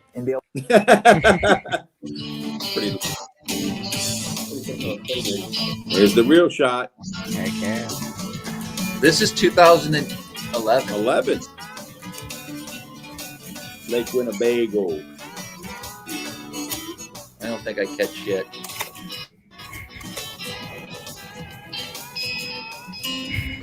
No, I don't think I caught one that day. Damn. Oh, well. There you go. That's some vintage stuff Pretty right cool. there, man. Yes. The camera freaks me out every time still. I know, right? Yeah. So, Ryan, I had a weird question for you. You kind of got me thinking. So I was get the death metal going. But so I was listening to a BTO rerun from earlier in the week, and they were talking about, have you ever seen anyone catch them on a shad-colored rock crawler, wigglewort style bait? So when you brought up the shuttlecock, it made me think, have you ever tried, a brown or a green hair jig, throw it down there, see what the heck happens? Because like you just said, when you started reeling it like a swim bait, you got some big bites. Is that something worth a shot, you think? Interesting. Yeah, so a big smallmouth thing is the greens, the browns. You're looking like a crawdad, kind of bouncing it on the bottom. In the winter, that's a big deal here. A lot of old timers did it, and they still sell them in tackle shops. And I don't think it's marabou, but it's just some kind of, they're smaller, Yeah. They're not quite as small as marabou jigs, but they're probably about this big, 2.5 inches. And you put them with the skinny chunks, the little skinny plastic chunks that are about like this wide, the tiny. Oh, wow. Yeah, tiny chunks. Yeah, they're kind of long, but they're skinny. Yeah. But that's what we would put on them. And I've caught a lot of spotted bass and smallmouth with those. Wow. That's pretty cool. Hair jigs, man. Yep. Forgotten bait. Yep. For sure. Dude, and a color combo that worked, I don't know why, was that brown and orange and then a bright sapphire blue trailer. What? Don't ask me why. An old timer told me to do it. What a weird combo. And I threw it and caught them. Smallmouth? Spots, actually. What? Really Spots like me. I love those funky colors, man. Hey, man, kudos on, man. Wait till you guys see Jig Squad, man. He's finding some of the best jig makers out there for little smaller hair jigs like that, man. They're doing some really fantastic stuff. So stay tuned for Cuda. So as it gets colder, 22. try some of that. Yeah. Yeah. Especially in your creek. So where I was catching these was like kind of like an arm that had some, it was like a little river tributary that ran into the Tennessee River, clear water, about 8-10 foot in the winter. They were loaded up in there. Dang, man. I caught one of my biggest largemouth ever on a freaking hair jig. 1/4 ounce. Yeah. Little Arky modified with a rattle that I put in from the I shrink tube, heat tubed it, and stuck a little glass rattle in that. And then pork chunk in burnt orange. Believe it. Freaking 43-degree water, December 24th, Christmas Eve. Dude, the big ones, I'm telling you, wouldn't fit in the live well straight. He's curled. The biggest fish we have consistently caught has been in December on this river. Right. As far as like that heavy hitter, like A-rig, those 12s and whatever. Yeah. I haven't caught them, but. So that actually brought up another thing I wanted to ask you, Ryan. So you said heavy hitters. I know that might be an event you're looking to qualify for, and I guess it'd be the 2023 heavy hitters, but you did make the BPT. How does it feel to get out there? I know it's going to be a different format. It's going to be a lot of new competition, but it's got to be pretty exciting to make that tour. Man, I'm super pumped. It's kind of bittersweet just because I really love fishing the pro circuit. Those guys are like family to me, and got to know everyone really well over there. I don't know anyone on the BPT yet, but looking forward to that experience. And the schedule for the pro circuit really suited me for next year. They're going to Pickwick in late April, and they're going to Guntersville in mid-May. Both of the times I feel really strong on those lakes. However, if you look kind of at the last performance at the Toyota Championship, I finished like 79th. So, but however, the way you fish a championship is a lot different how you just fish a normal tournament. You kind of try to fish to win. Yeah, you were going for it. I was going for it. Anyways, I digress. I'm really excited about it. I decided just to fish the Bass Pro Tour. Okay. And just to make it easier on me, I can focus solely on it. Like you said, it's a new environment. I've never done the format. And I just really want to make sure I can stay up there and requalify and qualify for those fun events. And there's could be some new events out there next year. We'll see. They'll release it when they want to release it, but awesome. It should be fun. It looks really fun. I'm excited. What do you guys think about that NPFL taking away the championship? Yeah, that's disappointing, man. Yeah. Oh, really? They didn't have it for him. I fished with Timmy Reams, who's from Western Maryland. We went out and fished on Deep Creek and had a chance to talk to him about his experience on the NPFL. He came in 7th overall for the year. And man, he's just like, man, I hope I get a chance to do something. And, because that was a guaranteed check. So that's insane. They lost their investors. I guess an investor backed out. And they canceled it, so they don't have the money to host it. That's awful to the anglers. That's really think about how many anglers took a risk on that. Sure. Yeah. And then to not have a championship, which is their big payday. That's a guaranteed payday. Yeah. Right, for what, 25 guys? Or whatever it was. I'd be real sour. I mean, I know. Well, Travis, at least you got your 10 grand check, but you didn't. No, I didn't. I don't think so. Same situation. Same situation. Yep. Wow. It's crazy, man. However, you can always build back better. It's not a Biden reference. Because I'm going to tell you right now, though Travis may be upset at what happened. Yeah. The Toyota Championship is by far the strongest event for 5 fish limit fishing there is. Right. There's more money given away there now than anywhere. Wow. It's insane. Like big money. Yeah. With the contingency, Brent walked away with $250,000. And there's so many guys, they got that $10,000 check, and the payouts were pretty good down the board. $250 million. Yeah. Wow. Yeah. That's crazy. And speaking of payouts, BPT has the highest payouts. Like if you compare them to the elites, and where the top 10 is higher than any of them. Really? Yes. I didn't know that. But Ryan. But what? I mean, I don't know. I don't know anything that goes on over there. Maybe I'm just a not duck, but what'd you say? I don't know nothing about that MLF and big whatever Ryan's doing now. Like I have no clue what that even is. And I'm kind of a bass guy. I'm not sure what you just said. What did you? What are you fishing the elites? You said, but no. Ryan. I'm saying is I know the elites. I don't know. I don't know all the different. I still don't know the language as far as what tournaments what over there. Oh, okay, I get it. Or whatever it's called, MLF. I got it. It is real simple. Major League Fishing is just like FLW. MLF is an acronym just like FLW. MLF owns everything, right? We got that? You have the Pro Circuit, which is the FLW Tour. Then you have the Bass Pro Tour, right? Which fishes every fish counts. So that's the 2 leagues. And then, so the only thing that people really get confused, and maybe I can help clear this up for the viewers that are watching. And I was a little confused before I really dug into it because when you're fishing the Pro Circuit, I don't have time to watch every content like I did when I wasn't fishing professionally. The main confusing thing is they have cups throughout the year. The cups are what the Major League Fishing show originally was. So throughout the year, the way they were doing it, next year may be different. We'll see. Every 2 events, they had points, and the top 25 in points would go to the cup. So they'd have a separate cup event for television coverage. So every 2 events, you had the opportunity to qualify for a cup, which I think is really cool and a really good opportunity. Because it's a bigger check to win the cup. Right, and it's free, and it's a guaranteed check. Oh, wow. For the cup. Just by finishing, like each 2 events were a separate points race. Wow. For the cup. So that's pretty neat. And then obviously the heavy hitters, your biggest fish from each tournament gets accumulated throughout the year to see who qualifies for that. Then you also have the Angler of the Year points race. The coolest thing about it is they have so many opportunities for a professional angler to make money over there. Sure. And it is confusing to the public, but it's really beneficial for the anglers. No, you help break it down for me because I really Right. didn't So take the that's time probably to the most understand it. confusing thing. Take that out, and it's pretty cut and dry. You have a tournament trail, and then the cups are just, you get pulled out for that Major League Fishing TV show. They get released at a later date. Got it. Makes sense. Sure. So before we get too far off of the tournament finances subject, Ryan, I did want to ask you real quick. I know BPT started no entry fees because of COVID. They had to put some entry fees back in. Have they decided on what they're doing next year? Or do you not know yet? So there's still it's entry fees. So it's right around 40-something thousand. But that was angler voted. Anglers wanted that because it increased payouts. Okay. However, they pay out to 80th place.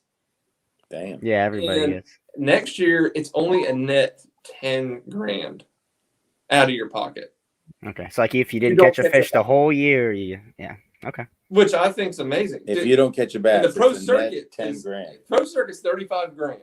What? And if you don't catch a bass, you're out 35 grand. Yeah. Wow. So I think it is definitely, it's such a great opportunity to qualify for that level. And Yeah. I would have loved to fish both, but I just didn't feel comfortable. And I like having a life outside fishing. I think there's a lot of people that, John Cox does it. He already has a family. I'm single, would love to have a family. I don't think I can do that traveling and fishing like a banshee and not being home all year. Sure. For sure. Oh yeah, definitely. It's a big opportunity. I'm really excited to follow you, and it should be pretty good.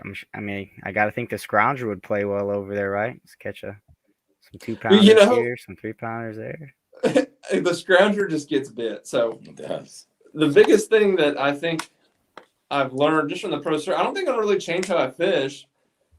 I already kind of just fish to get bites anyways. So I'm just going to try and catch as many fish as I can and stick to what I'm good at. If that's a scrounger, if it makes sense for the fishery. So like we went to the Coosa River or something, would 100% have a scrounger on. But Lake Fork, I may or may not play. I don't know. I know we're going to Lake Fork in the early spring. I'm going to assume that some rattle traps might play. Maybe some brush piles, deep diving crankbaits. I don't know. So I'm just going to kind of just keep it simple, stupid, and take it day by day. For sure. And then Travis, you said your plan was to just win every tournament they have on Lake Ontario next year. That's the goal. No, I'm just going to take it easy. And as of right now, just fun fish and guide. And we'll see. Are you planning on continuing your unrivaled domination of the online tournaments? Probably. Okay. Sweet. Someone said that on here. We should have a Smallmouth Crush online tournament. I'm like, I'm not letting Travis take my money on that. Dude, invite I'm me. not dumb. We got long fish down here. I'm just saying. Ooh. I would love. Yeah. Dude, Well, it would be compiled up in regions. oh, That's fair. sure, Yeah. that makes sense. Yeah, that's how they. Okay. Anyways, listen, I would love to do what Ryan's doing.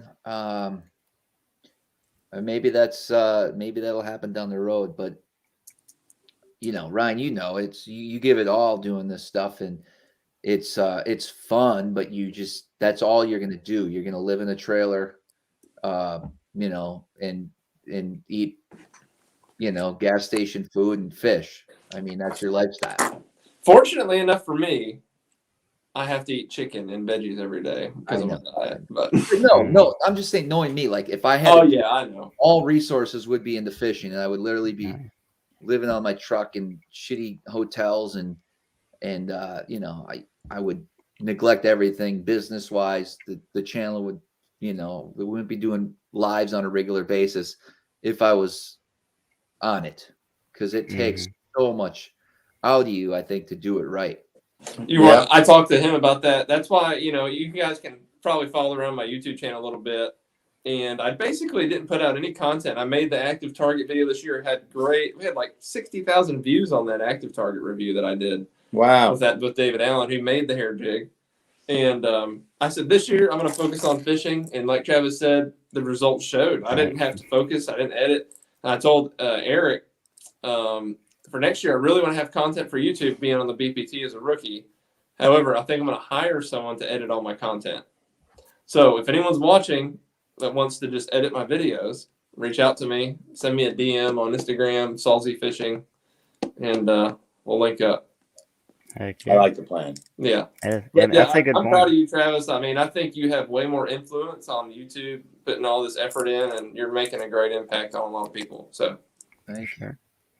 Yeah. I mean, Ryan brought up a great. I mean, you said a couple weeks ago, Travis, like, let's say you did qualify, you're planning on moving in the next couple of years, then you're worrying about doing all that while you're fishing could affect your fishing.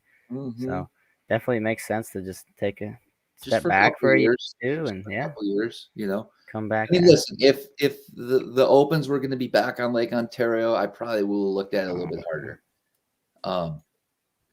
The opens are not a place to be if you want to make money.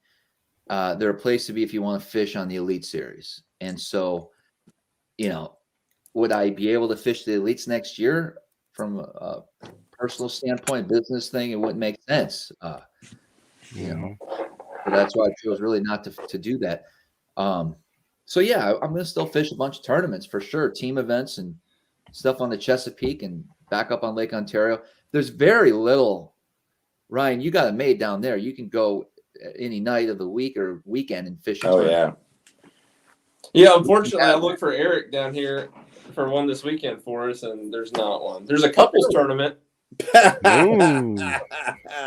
really isn't a tournament going on in open on any of those lakes. Maybe Pickwick. We'll look at Pickwick. Okay. So we might hop in. I think there might be a Grays tournament. So the Grays is a local tackle shop. They put on some tournaments in the fall. Cool. So, Travis, you got me thinking here about the opens for a second. So we obviously know, like you said, it's not a place you're going to make money. Bass is making the money. So what's to stop Bass in the next couple of years? Why the heck wouldn't they open up 5 divisions, 2 or 3 more classic spots? If you got 55 guys, what's 58? Raking some more money, open logistics. But that's what I was thinking too. Like they're saving up some capital, maybe buy another trailer or hire another tournament director, because they're definitely not having a problem filling the tournament up. I wouldn't see why they wouldn't want to expand that. I'm not a tournament business, expert or anything. I don't know. Thinking a lot of it has to do with dates too, because the Toyotas are so strong and there's such a big presence already. You got to look at where you can compete at a business level. Yeah, and they just can't, especially with that Toyota Championship. You cannot compete. Yeah, true. I'm telling you. And then they throw a wild card in there. If I was you, Travis, I would try to figure out how to get to that. No, that's probably where I would start to gravitate towards. $250,000 championship for fishing 3 tournaments throughout the year. But Ryan, let me throw this out there. The NPFL, let's say they were still going strong. There's a lot of weaker anglers there I'm not discrediting nobody. I'm just saying. If you look where you can make the most money as a strong angler, that would be the place to go. In my opinion, you guys can call me out here in the comments all you want. But that's where someone who is serious about trying to make money, I think that would be a good alternative. We all have to remember, though, that fishing is fishing, and you got to catch them every time. Even though you're a great angler, sometimes you have an off year. Yeah, I don't know. So my buddy David Gaston, traveled with him on the FLW tour for a few years, and then he switched to the NPFL and actually won the points. Now, granted, he was always he would qualify for the championship, but he was probably, around 30th, 40th in points on average on the FLW tour, and then he goes to the NPFL and wins points. So it's an argument for Travis's point that, if you're a good angler, you can make a decent living over there. True. He won like $100,000 this year over there. Damn, that's crazy. Wow. Yeah. Wow. I'm sure he's not happy about the championship either. Sure. Yeah. It's another $10,000 guaranteed, I guess, or 5 or whatever it was. Yeah, 10 or 5. I don't know. I mean, honestly, the top price 250 or was it 50? It was 50. No. Their top prize, I thought it was, I don't know. They were talking like they wanted $250,000. They wanted to work towards $250,000. That's what I thought. Somebody asked who was the investor that pulled out. That's unfortunate. I didn't know someone said it in the comments. News on me there. Yeah. Yep. Will Perryman said it was Al McCullough, however you say his last name. So He was one of the main guys. One of the main guys dropped out. which sucks. I mean, that makes you think too. Are they scrambling to find someone for next year? I know they got a lot of people to sign up. Or their deposits paid? Or as an angler, that would make me lose confidence in the organization. Sure. Well, that's why I really haven't been back to your group, Ryan. Oh, and I totally understand. And you know, time creates trust, right, or builds trust. And I do believe that MLF was 100% heading in the right direction. So last year during COVID, little unstable. This year was very, very like solid, and like it just ran very, very smooth. Right. And very little complaints from anyone across the board. I mean, you hear people talking, and the way COVID kind of shined a light on how to do weigh-ins. We never wait in lines anymore because we have more flights spaced out appropriately. And that COVID taught us that we can do that. And Daniel Fennell led the way with that, and he killed it. So, yeah, Daniel Fennell's now the tournament director over there in the pro circuit, and they do a phenomenal job. And it's really angler-driven. So, like right now, they're revoting on the rules for the FLW pro circuit because a lot of people were unhappy with the no information rule from like over a year out from when it's released. Yeah. So they're kind of revoting on that right now. So okay, the anglers really are in the driver's seat. That's cool. That's where it should be. So, Travis, I want to ask you, how long ago was the no championship announcement? Do you remember? Was it pretty recent? This week. This week? Okay. Because I remember, I think it was the Bass U show, either the one before or after Eric was on, we were doing the big baits. They had the NPFL on, and they were just, here's these 15 new guys we got. This is going great. Everybody's loving it. Justin and Patrick are going to come fish it. I mean, they seemed like they had all the momentum in the world. I'm not sure what. It seemed like the Justin who? off the bus. Kimmel. Oh, okay. Him and Patrick Walters were planning on fishing. I know Greg Hackney was going to fish it. I know. What? Yeah, they had some big names coming over, but like I said, But like you said, so like if you have it made and you have all your stuff paid for, and that you could fish that with not much stress, it's kind of a no-brainer to hop in on because a guy like Hackney should just freaking rake money. Right? Mm-hmm. Yeah. Wow. I mean, I did like what NPFL was doing, though. They were trying not to schedule on top of the other organizations to one, like, give the Greg Hackneys, the Patrick Walters the opportunity to do that. And two, you're not splitting up eyeballs if you got 200 people and there's Bass Live and NPFL Live. I would think most people are going to gravitate towards Bass Live just because it's what they know. It's out there, a little easier to find. So, I mean, it makes sense. Somebody just commented that Walters backed out and Stray Cast had the owners of NPFL on recently. So Good watch there. It'll be interesting to see what they said because I'm sure he addressed the issues, right? I mean, you got to comment. At some point, you got to say something about. No, this was like within the last 3 days, Eric. So Stray Cats might have had them recently. Yeah, that's what I'm saying. Oh, okay. I got you. So they didn't have time to comment yet, probably. Yeah. Okay. Fair enough. It'll be interesting. I guess tomorrow night we find out what Ike's going to do. Any guesses out there? Well, NPFL.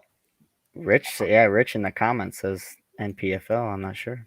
Man, so I don't know. What if they say Ike is the new third investor and he's replacing what Al did? That would be what? There you go. So that is a huge rumor, and God, I wouldn't believe it till I saw that. I think that Ike wants to win another classic. I don't know that. I mean, I don't know, but I just feel like if he wanted to fish the elites last year, he could have easily done that. Sure, but maybe he wanted time off. He didn't have to qualify. I think it's cool that he still went and qualified anyways. Sure, it's cool, but he didn't have to. Oh, yeah. But another argument for MLF is he fished with all the Toyotas this year. And I think championship.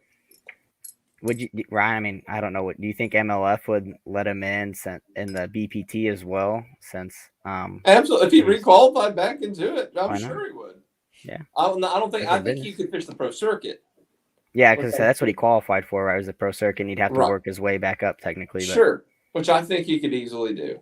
But I feel, dude, I'm telling you, if BPT doesn't work out for the rest of my career, I would be totally happy fishing the pro circuit. Wow. It's a lot of fun. It's traditional 5 fish limit. It's not a huge field. They're working on getting it smaller. So I feel like there's a really big threshold, like after 150 on a lake, how crowded it gets. 150, a little bit sometimes, especially in ledge tournaments. But I think you're seeing a trend towards tournaments gravitating away towards ledge events. And then going more up north instead of ledge in the summer. And maybe that's for fish care and whatever. Fishing's phenomenal up there anyways. I'm not going to complain. Will Perryman said NPFL was on last week at Straight Cast. There you go. So that was a recent show. Interesting. Yeah, there's definitely a lot of moving and shaking going around here in the fishing industry. It'll be interesting to see where huge, man, everyone ends up next year. Very much so. But if anybody watching wants to follow me next year, I changed my Instagram to Salzy Fishing. I saw. Yeah. Are we still getting our memes in the morning or what? Absolutely. Still going to post good. the memes. Why'd you change the name? I changed the name because I wanted to be more relatable. Like, it's really hard when you're on TV saying, go to AL Bass Guide _ me and Lord. Yeah. I can just say, go to Salzy Fishing. It's on my jersey. Like, yeah. That makes sense. Probably that some of the viewership is sitting there wondering what a meme is for the next 20 minutes, and they're trying to figure out how they even spell it. Right. Yeah. But I just have it in there. I'll post memes on my daily stories. I still don't even know what that means. So Travis calls it a meme. I call them memes. Travis, I need you to be honest here. Do you ever just purposely mispronounce things like Mimi or no? Yes. Okay. So I have my own vocabulary. And True. If it's easier for me to say something, I understand the person that's listening is going to understand what I'm saying. I'm going to bypass a few syllables or maybe leave a part out or sound a little different because I'm a fast communicator. And sometimes my speech is slower than my brain. Yeah. There's a scene in The Office about that where Kevin tries to talk like that. I'm sure you probably never seen The Office, but I'll have to show it to you. Ryan might know what I'm talking about. Oh, I want to see that scene, Alex. They think he's having a stroke or something, and because of the way he's talking. He's like, why do many word when little word do trick? That's great. So why did you want me to be completely honest? You have some examples? Is there something that you're curious about?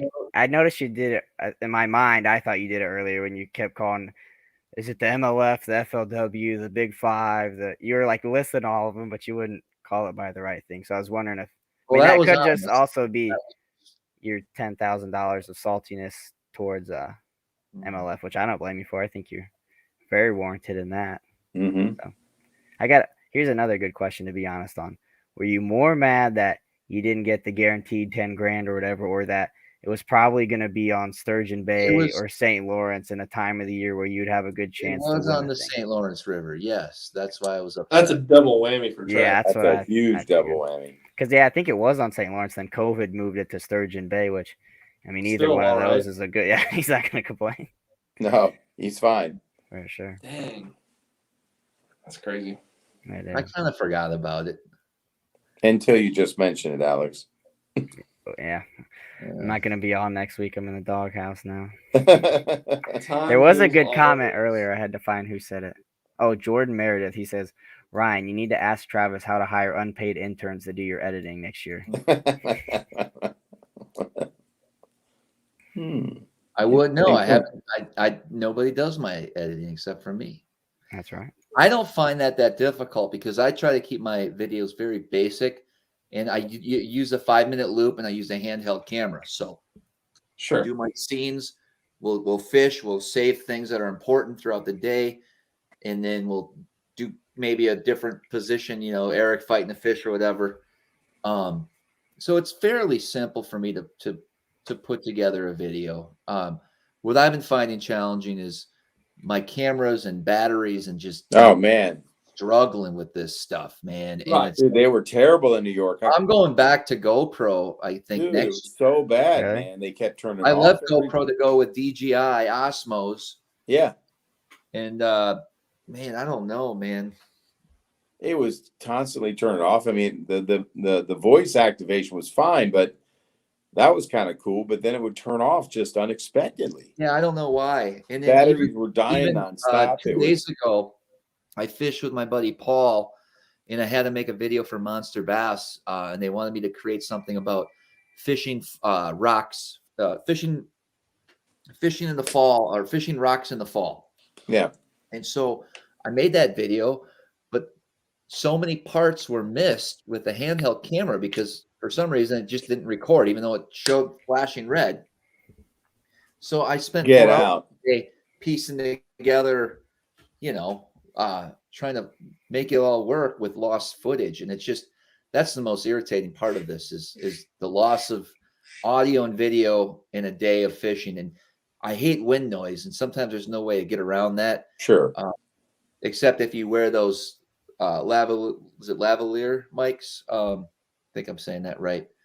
But then, of course, then you're dealing with another external battery pack and this battery pack. And I mean, I got a whole bag of battery packs and wires, dude, you know? It's crazy. A lot of respect for the people who do it for a living. Yes. We witnessed that firsthand with Sam Moore Media. Oh my gosh, that was incredible to watch. And all the stuff that goes into it. I mean, wow. Right. I feel like if I had a full-time someone on the boat videoing and doing proper, like, can do all the sound checks and make sure, you know, is wearing the things, wearing the headphones so that he knows that that we're capturing your words. I think that would be pretty cool to have something done, like how a Brandon Polnick or some of those guys do it. But man, are they expensive. I mean, oh yeah. You're talking like 40 grand, but probably minimum for a year. Oh, I'd say. Mm-hmm. Yeah, for sure. I just don't understand how GoPro still has these issues, because I remember like 5 years ago when I first started watching fishing videos, people would always, this GoPro sucks, mine broke. You know, I was like, it's the same issue from 5 years ago. You think they would have figured something out by now? Right. I don't know what their deal is. Yeah, that's the stuff I don't like to worry about. But, you know, getting clips is great, but when you're on the water, my goal is to just get a lot of footage from the fishing, you know, and kind of break down the tournaments. And going through 8 hours when you have on the BPT, it could be like 5 days of fishing. That's a lot of content, right, to go through. And you can hit markers in it, but still, I mean, that's just a lot more work than I want to deal with. So, Ryan, I just noticed this in the pictures behind you. There's one of them where it's a screenshot from like your down scan. Mm-hmm. What are you going over? It looks like a brush pile or something. Was that fundamental? Did you catch some fish off that one? Yeah, so that's how I made the top 10 at the FLW Cup, that pile. Oh, cool. Nice. Yeah, that 2019, the one thrift one, I ended up finishing 8th in that one. Cool. But yeah, I was getting piles like that were huge, big worm in them, and drop shot a little bit. For sure. The big unit? Yes, sir. Come on now. Yeah. That's what you're. Yeah. Big unit. That's right.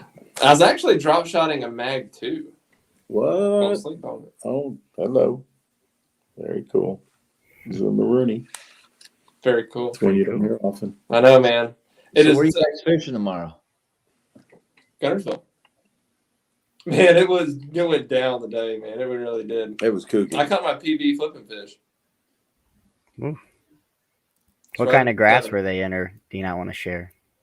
Just, man, that lake, it's just the green one, the green stuff. Mixed, just grass. You got hydrilla milfoil. It's Eric, all. how many fish did you catch today? Oh my God, I can't even count. For real? Wait till you see the footage. Dirty 30, man. You'd be posting that all up on your Instagram. Not that I looked at it today, but I got to edit it, man. We had it professionally done. Oh, okay. Yeah, I'm not going to release any cheese. I released some cheese earlier on my story. The goal, look at you. The goal is to catch a dirty 30 on Gunnersville and Pickwick this week. Yep. So do it twice. Do it twice. But Pickwick's got to be on a spook. Heck yeah. Spook it up. So Travis Cuda had a good question for you. You got any hats coming in, buffs, t-shirts, sweatshirts? What's up with that? I'm working on a few things. I will have a lot of downtime hopefully in December. Okay, sweet. And then Eric, I want to ask you too while we're on the subject. I know you had some crankbaits up on the Bass Lab a couple of weeks ago. I heard they kind of flew off the shelves, but you got anything Everything's left up there sold out, man. I'll be posting a bunch of stuff up on the Bass Lab site here in the next coming weeks, man. Awesome. Yeah, thank you. I appreciate you asking, man. No, we do have the new hats. Like Oh yeah. This color, I got the black camo up, that original color that Salzy's wearing. Yeah, so there's like 3 different versions up now. So Sweet. Yep. For sure. Well, yeah, we'll be looking Yeah, forward to retro that. trucker. Awesome. We just got these line of clothing in. We got the hair jig version of this shirt, but it's a long sleeve tee. It's like comfort color stuff, and it says True Bass in the front pocket. That's awesome. Yeah, they're really clean, and then we got the hoodie too. Yep. This is what's on the T-shirt, the True Bass. If you know, you know. And Jordan Lee coined that phrase for the hair jig because he couldn't promote it. So Why couldn't he promote it? You know. Why couldn't he promote it? It's a conflict of a sponsor. And that's what bothers me. I'm just going to do a rant real quick. When I talk on my channel, guys, that's what I use. That's what you're going to get. You're not going to find that following around any of these other pro guys that are out there trying to just sling their sponsors' baits. And it's so upsetting that all the trickery that goes in. Now, granted, a Strike King guy does catch fish on his Strike King product. So there's a lot of times he's using someone else's baits. And he's not going to talk about it. He's going to lie straight at the camera and the general public to put money in his pocket. That's what happens. And if you're happy with that, continue. But I ain't into that. No, yeah. There's too much scammy shit as there is right now.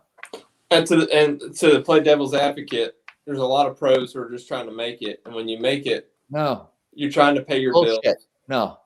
Ryan. That's not the case. So you didn't tell Ryan to say you caught him on Power Team lures and when he was holding up those smallmouth This years is ago? awesome. Oh my god. We talked about that earlier. Come to think of it, I think we did catch him on the Power Team too. Oh yeah, my butt. I think it was a smoked purple drop shot bait. That was the old Travis. Gotcha. Jay has died. Eric, would you agree we talk legit about things we catch? Yes. No, yeah. And I think you'll find most pros will be honest. Like Sir Jordan, he wasn't feeding a bunch of BS, and he didn't say he caught him on something else. He said this is just an unnamed hair jig. Sure, I get that. That's fine. Right. Yeah, for sure. Speaking weird of too. T7 fluorocarbon by Uzuri is the shiznit, and I throw it on all my rods. Super strong, can't break it hardly. I straighten hooks with 16. Crazy. On my swim bait hooks, anyways. I didn't go off too much, guys. I'm just saying. Oh no, I thought it was gonna be way worse than that, or worse. Yeah. Than that. I'm just saying. It's good though. The best in the biz. Yozuri wake baits, the best in the biz. I love Yozuri. True Bass swim baits, the best in the biz. Actually, I would argue that Travis has caught many on them too. I have. Travis, what could we do? Single strand hair jigs, best in the biz. Made from your mother's Ultra finesse. Oh, jeez. Hey, Eric, what do you use for your top? Yozuri mainline? What else? What do we got? Now that's. How did we change your prop? This is giant. Oh, it's coming through your head. That's a self-defense weapon. Wow, I think it's big, dude. What the hell? What is that in the middle with the crankbait, Bill? That's cool. Well, thank you for joining us, and this show is brought to you by Phoenix Boats. How about that whole shot? Travis, this is the new sponsorship.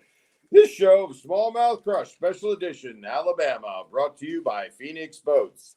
Do we have to pay for that now? I don't. Ryan's raising his hand. I got a question. What do you got?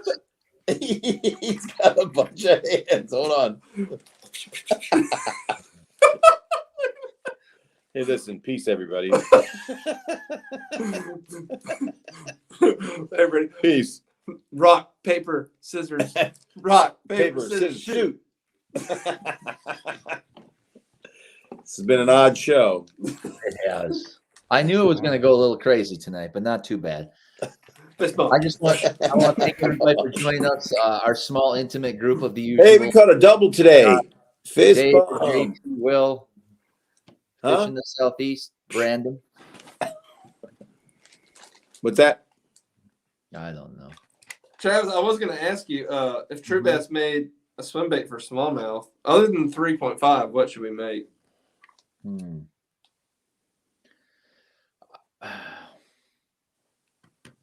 Chartreuse.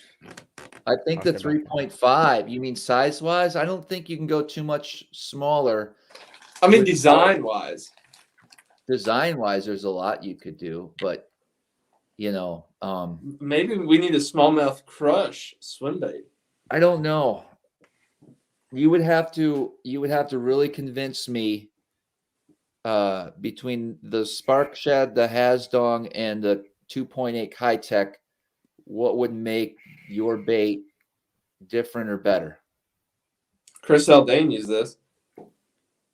Well, it's a good endorsement. How about a bait that you could He fish would it never like a say Ned rig, but still have the confidence to swim it in like a regular swim bait, so you could do 2 different retrieves in one cast? Because they talked about with the Z-Man one, you don't like swimming it in, but you like it as a Ned rig. Maybe one that does both. Sure, it's an option. Yeah, man, there's a lot. So I've been thinking about taking the True Bass and keeping the same body, but creating a T-tail with the hollow body. Like I don't think there's a hollow body with a T-tail yet. What does that make it do differently than? So the Kitech is a T-tail. It comes to a T in the back, as opposed to this is a boot. That is a boot tail. Right. Okay. And the Kitech, it comes to like a little T. Yes. Well. Oh, another thing from True Bass. Once the shipment gets here, it's might be a week, 2 weeks. We have the 4.0 coming out. Heck yeah. It's called the Big Minnow 4.0. We got the Little Minnow, which is the 3.5. It's really 3 inches. And then the Big Minnow 4.0. Truly 4 inches long. Should have called it the Travis. Listen, I love your swim bait. For sure. Raise your hand, sir. I love these things. Where'd you get them? Dude, I got it off Amazon. I want more. See, I wanted 2 hands like this so I could go, like put them up here and just like. Give us. You could do it with the peace sign. Yeah. Oh yeah. Try it. There you go. It's a pretty good representation. Of what? I don't know. Little people hands.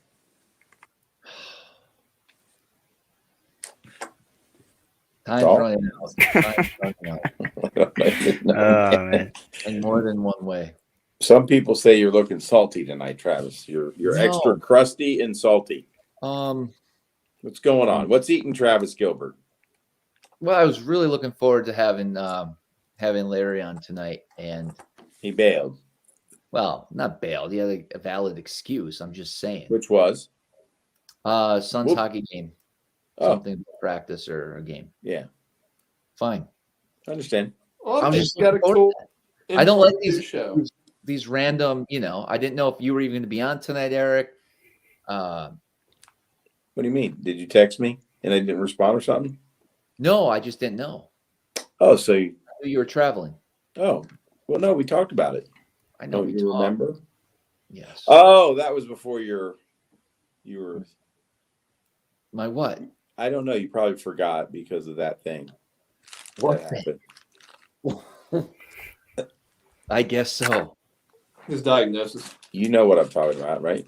No, I don't. What? You forgot about that too? Now I'm worried. Are you okay? No, I'm not. Well, clearly. Did I just get you to say no, you're not okay? I don't know.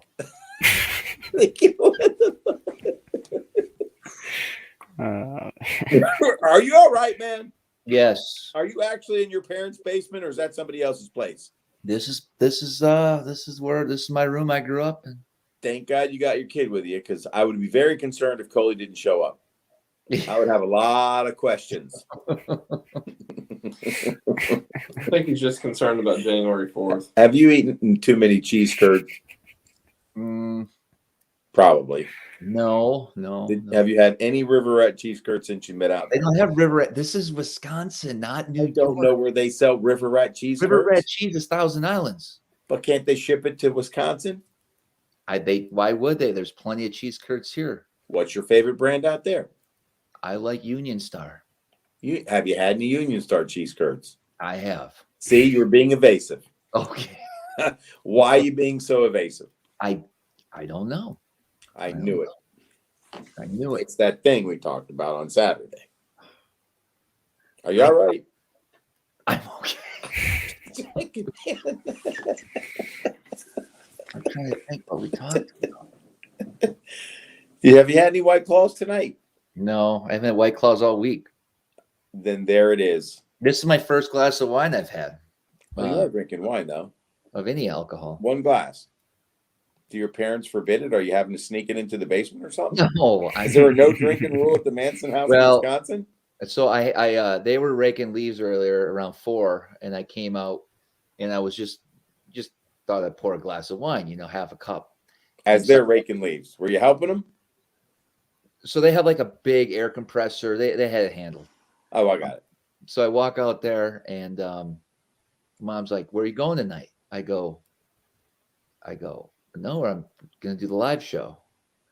And she's like, "Yeah, that's right. You are. You're the only place you're going is a basement with drinking already at 4 p.m." And I'm like, "Mom, I have to go to Quick Trip real quick and get some stuff. I had half a glass of wine. I think I could drive to Winnicott."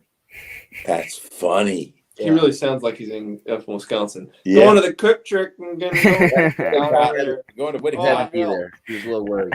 Do you find that your Wisco accent gets real thick when you're back there? I don't think so. Hey? I think a little like some of the words. Yeah. Well, yeah, he never lost it, really. He keeps it true. The nasally stays. Yeah, he keeps the Wisconsin accent true, man. Mm-hmm. I can say that all my family's from there. I'm actually going up there for hunting season. Nice. It's in a couple weeks. Yep, I'll be up there. Yeah, and then next week. Awesome. Well, there you go. All right, Travis, it sounds like it's time to let you go. You doing Travis, okay, though, man? Yeah. I'm just checking on you, bro. Eric, I don't know how. Let me see if I can do something real quick. I'll show you something funny. What you got? Bear with me. We will. I had to get Eric at my house to get on the show again. That's crazy. How did we do this? Camera. There we Got go. him on this way, Ken. I bought one. I haven't really thrown it. Look at I gotta deal with this. They're cool. They work. It's the color I bought too. Oh, really? Mm-hmm. Little baby carp. Yep. She nice. I should crack that thing.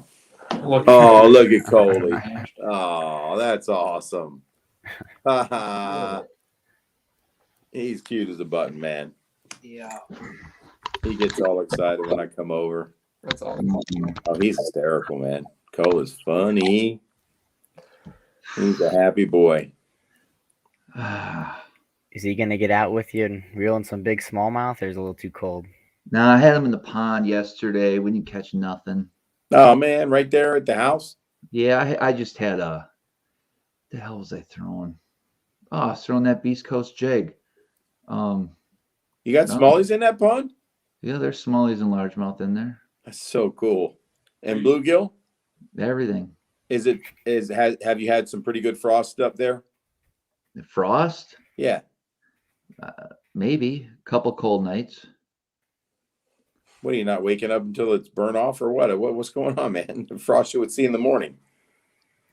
No, it's been Mild. Huh. it's been 48 for a low tonight. I mean, shit. We had a frost last night in Alabama.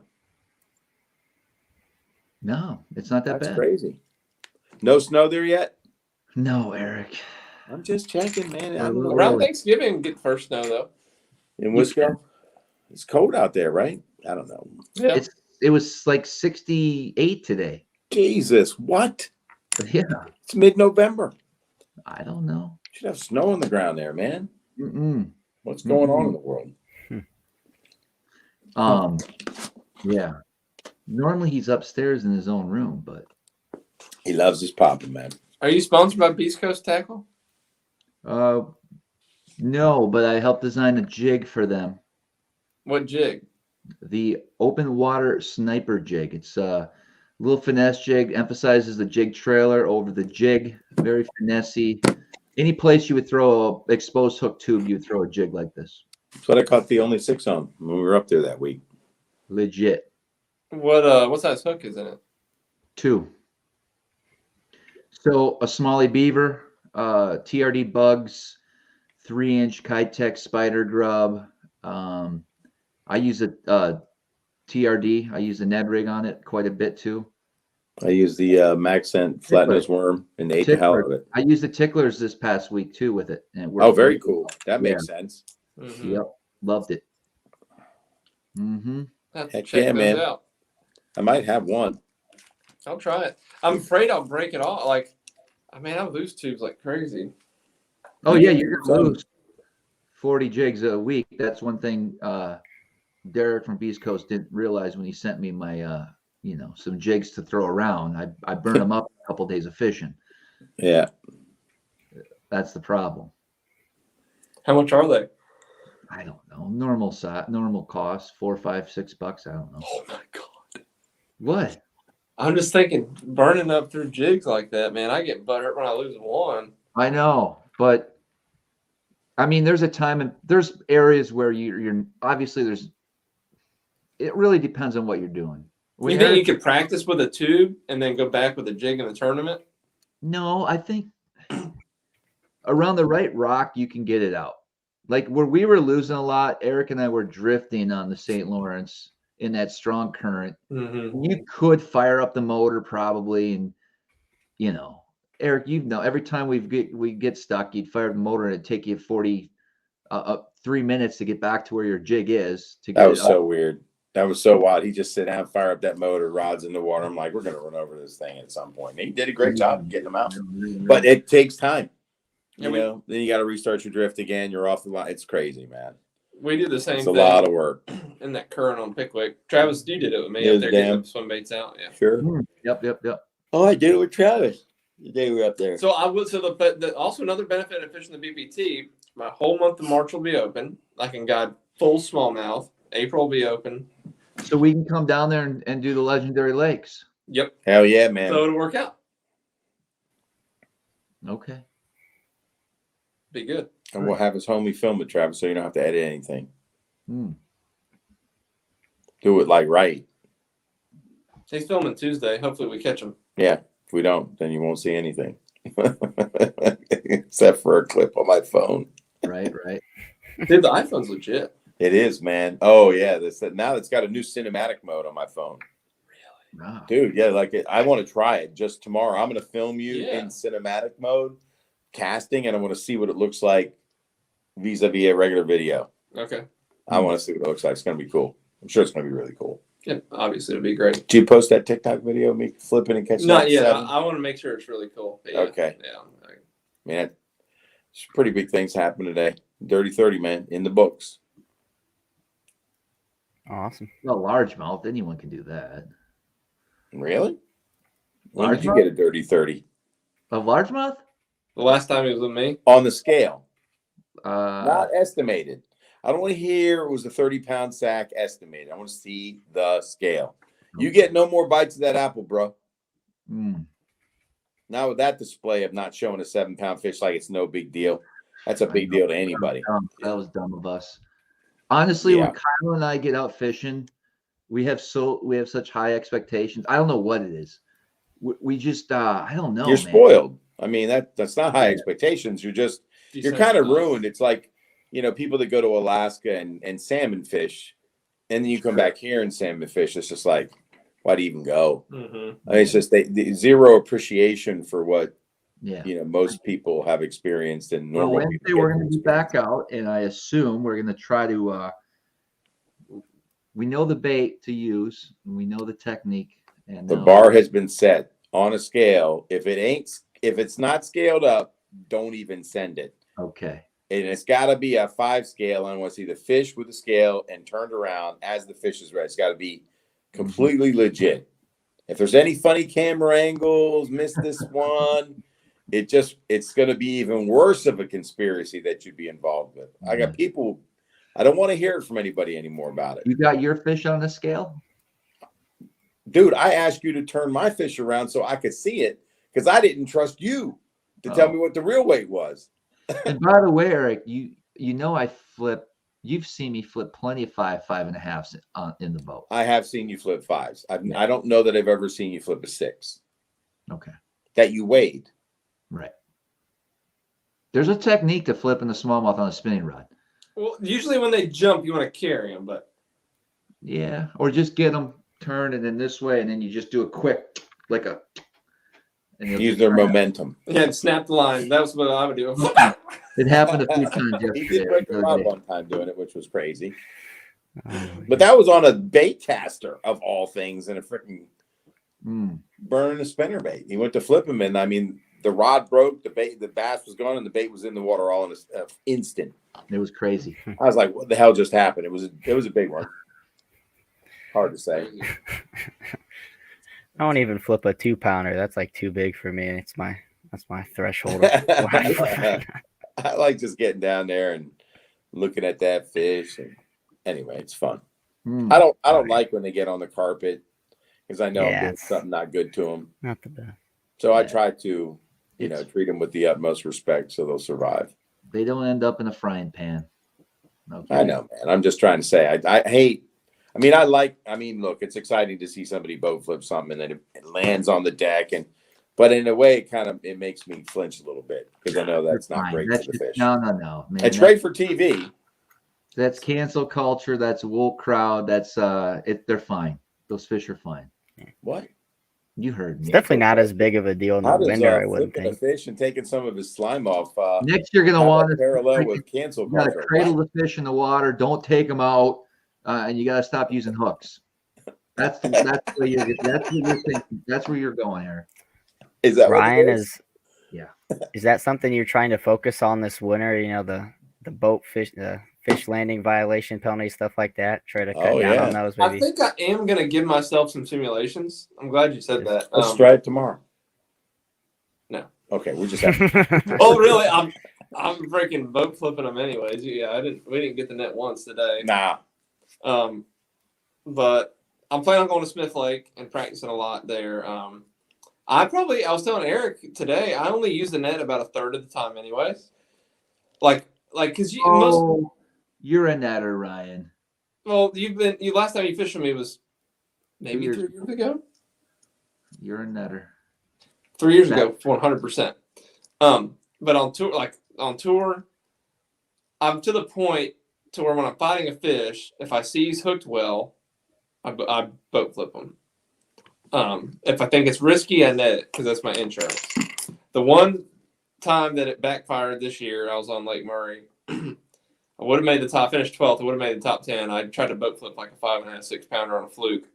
I made it through 2 jumps. Hook solid. Went to jump by the boat, went to pull him. It was so heavy on a little bit too limber of a rod. Hit the gun hole, bait come out, slid back in the water.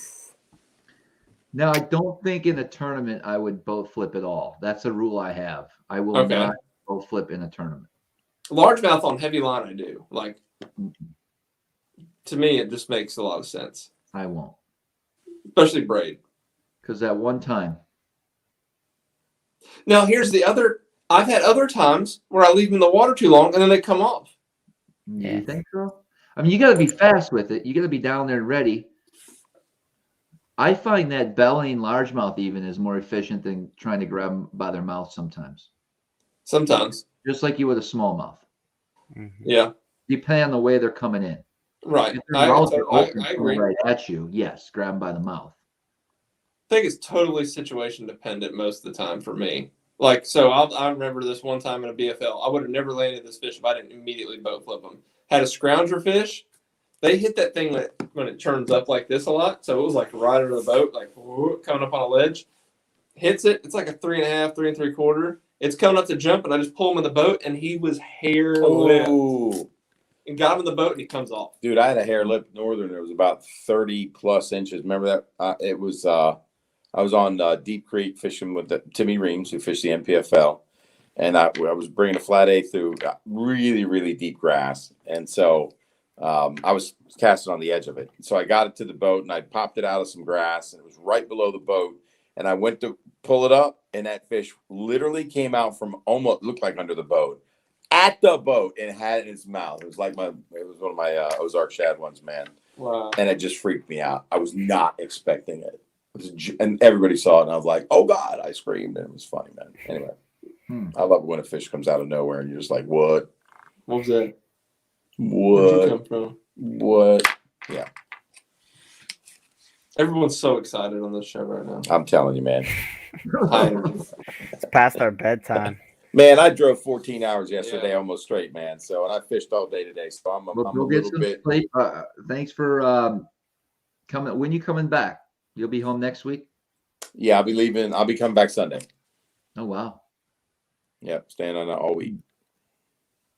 Yeah, it was an easy drive. I didn't make it all the way. I stayed in a hotel 40 miles outside of Ryan's because I would have rolled in around 11:30, but took my time. It was an easy drive down 81, man. It was nice. How's is it still are the leaves still on the trees there? Very much so. And it was a pretty hard frost last night, and they had a real big cold front last week. The leaves are still there. Some are turning. It's been a late fall, right, for you guys? Yeah. Again? I mean, everywhere's late. I mean, Wisconsin, 65 degrees today. Well, it was 32 last week, you know. Oh, so you just got this warming trend, a natural warming trend. Yeah. Do you have a new somebody want to see the 4 compared to 3.5? You got a prototype? Let's see. Hold, please. Oh. Carry on. Carry on. Travis, you were odd tonight. What's going on with you, man? Nothing, Eric. I'm just I like being in my studio, you know, for this. Yeah, you do. You seem a little out of sorts. Mm-hmm.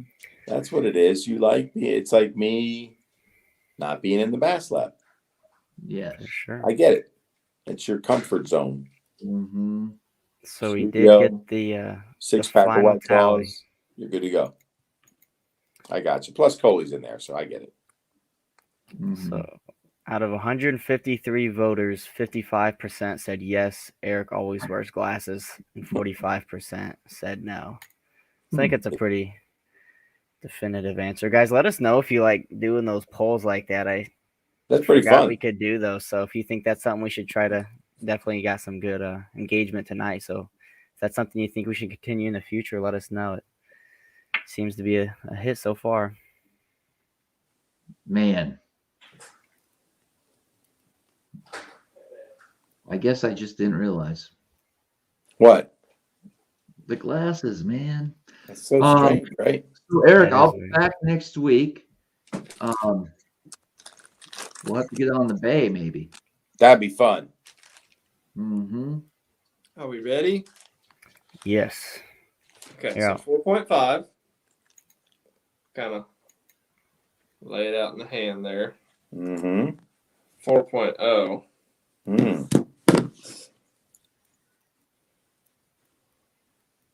Okay. See if I'm doing a bad job. There we go. I could get behind that. Yeah. Kind of see it. That's good. Dude, it's super. That camera kills me.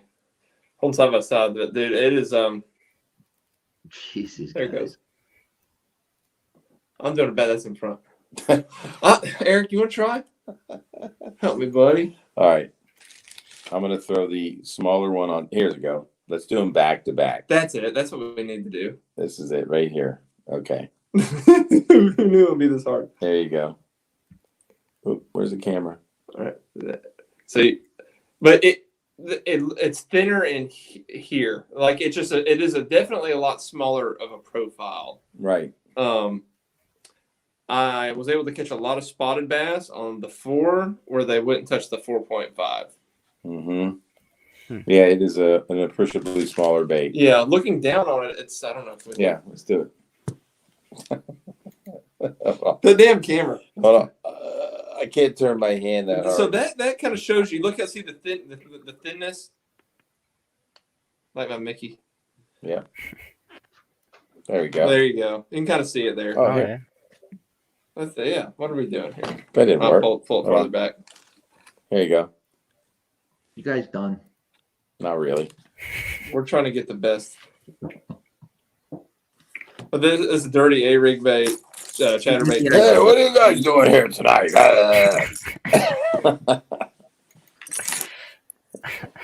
Frankie Four Fingers, I presume. Yes. That would be kind of fun. We should baits at once. Hey, little shrimp, get out of my way. Where we play with baits and we talk and make them like. That'd be a good SmallmouthCrush live show, Travis. Yeah, I wish I had a bait to play You're with. such a dirty jig. Oh, no. Oh, I think they messed the camera up. it's all fun and games. till they big break guard. it. There it is. We got it. I touched it. Hold on. My name is Chris Dardenne. That's good. That's the best one. Ryan says I need to get some ear hair trim. Do you guys agree with that? I got some serious flow going since I've come to Alabama. What about the nose? I don't know, Aaron's man. got the mullet going. No, I'm not doing that. You want to be putting my nose on? I thought about it. Ryan, that's some terrible nose hair you got going. This concludes the humorous part of Smallmouth Crush podcast tonight. Thank you for coming. And remember, this show is brought to you by Phoenix Boats and the Legendary Lakes Tour of 2022. Sponsored Guys, by I want Smallmouth to Crush. say something to the peeps that are still on real quick. How many we got? 110 and falling. I will. Thanks for hanging out. Look at that, man. The, A few people thought that was a funny moment. No, that it was was funny. funny. Okay, good. A couple things. I could possibly be shadow banned on YouTube. Oh, you're not even in the frame anymore. Oh, There you go. I might be shadow banned on YouTube.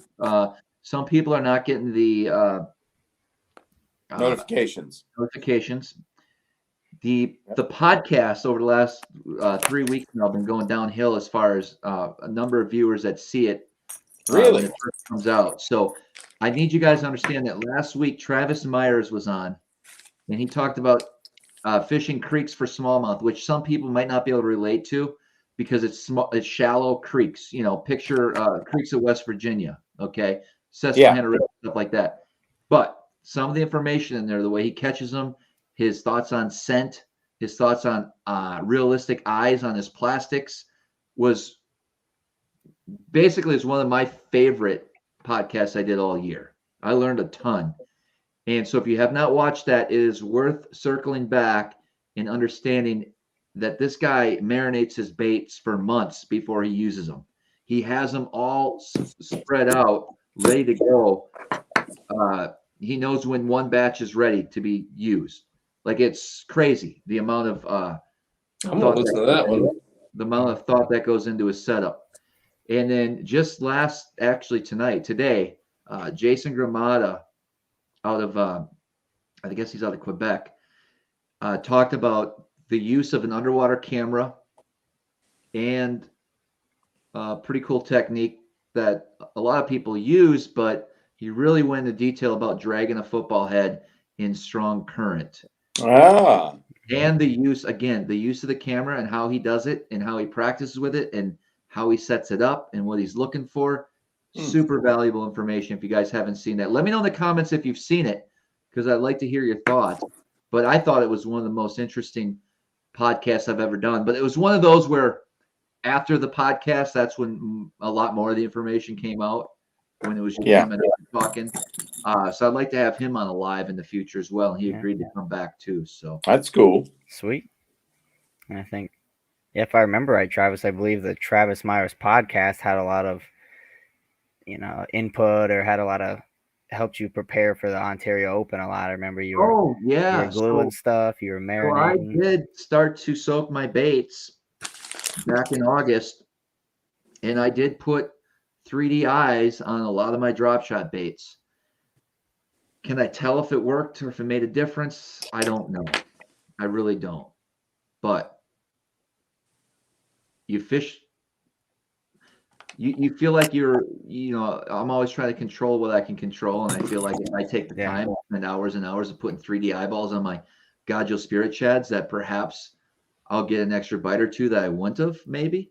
The fact that they are soaked now and they don't just smell like regular plastic, they actually smell like some stinkiness.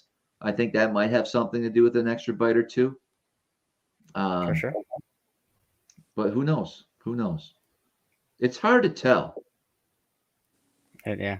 It almost puts you in a bad spot. Once you catch something like that, do you feel like you always have to do that now and you don't have confidence when you just throw something out of the pack? I tell you what, it does look pretty cool. 3mm eyes is what I purchased.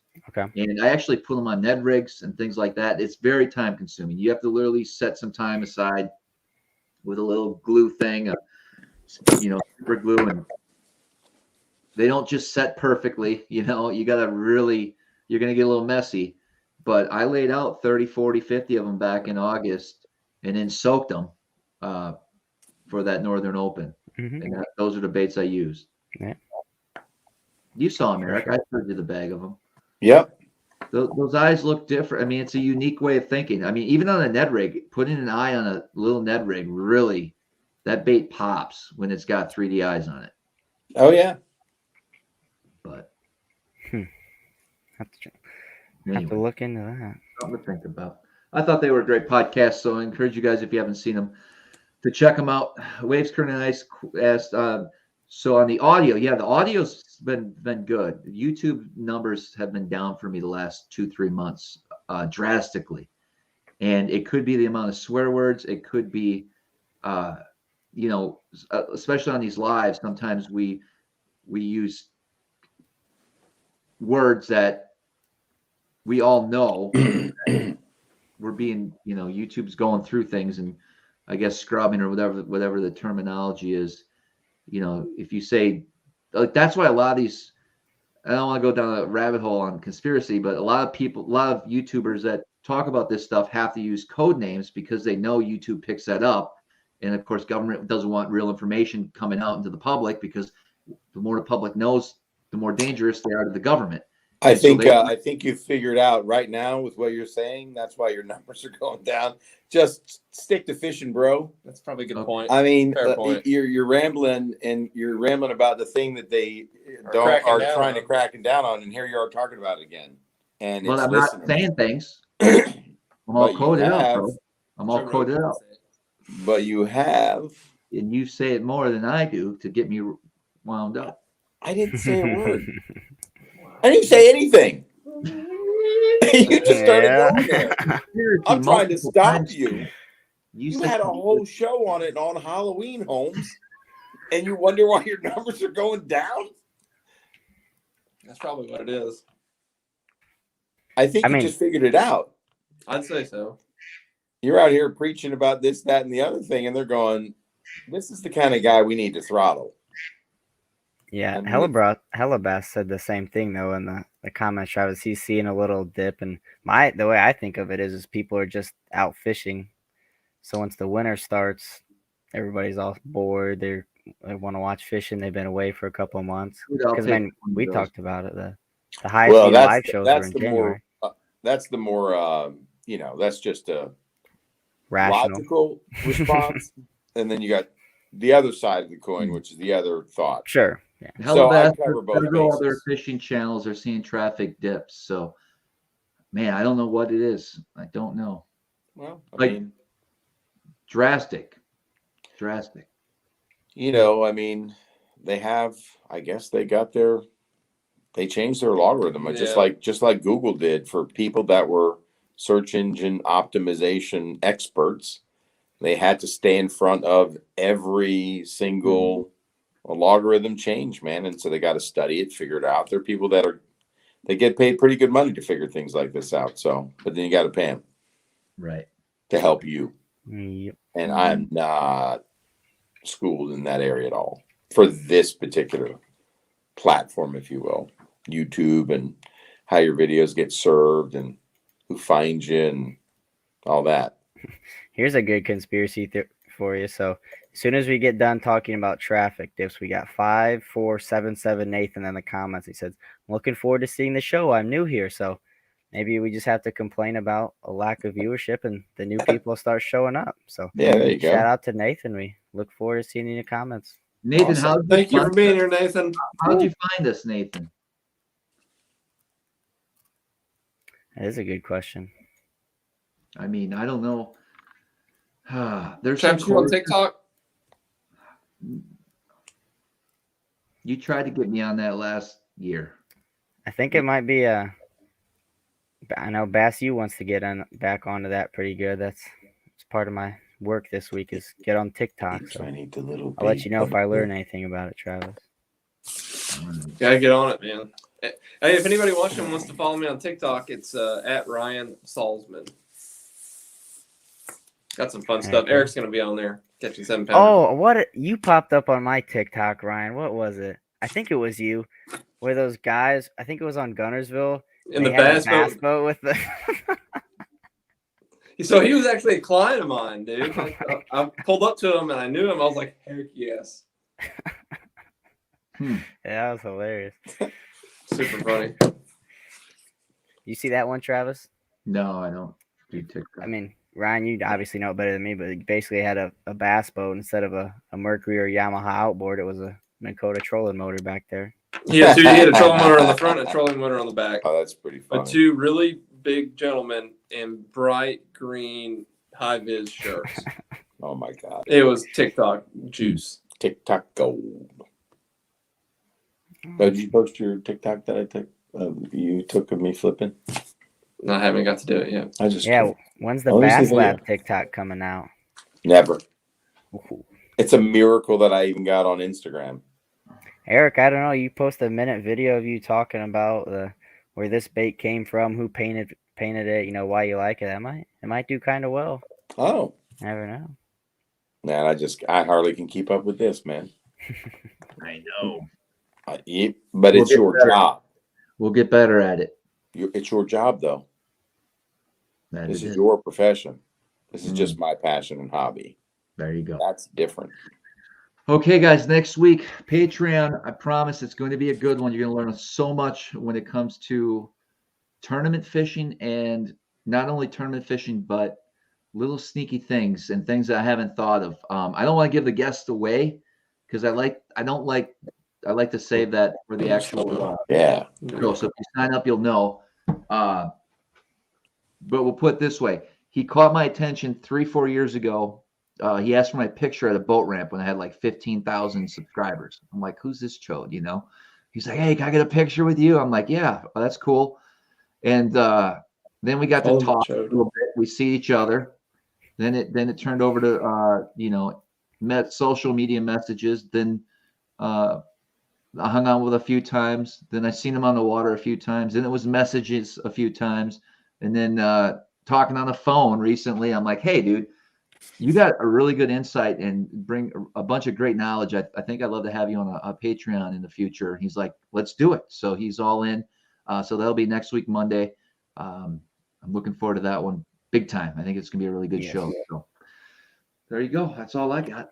Should be. All right. Well, thanks again to Phoenix Boats, our title sponsor tonight for tonight's show. I really appreciate it. Man. Peace. We'll see you guys. Thanks, Ryan, for hanging out. We'll see y'all next Monday. All right.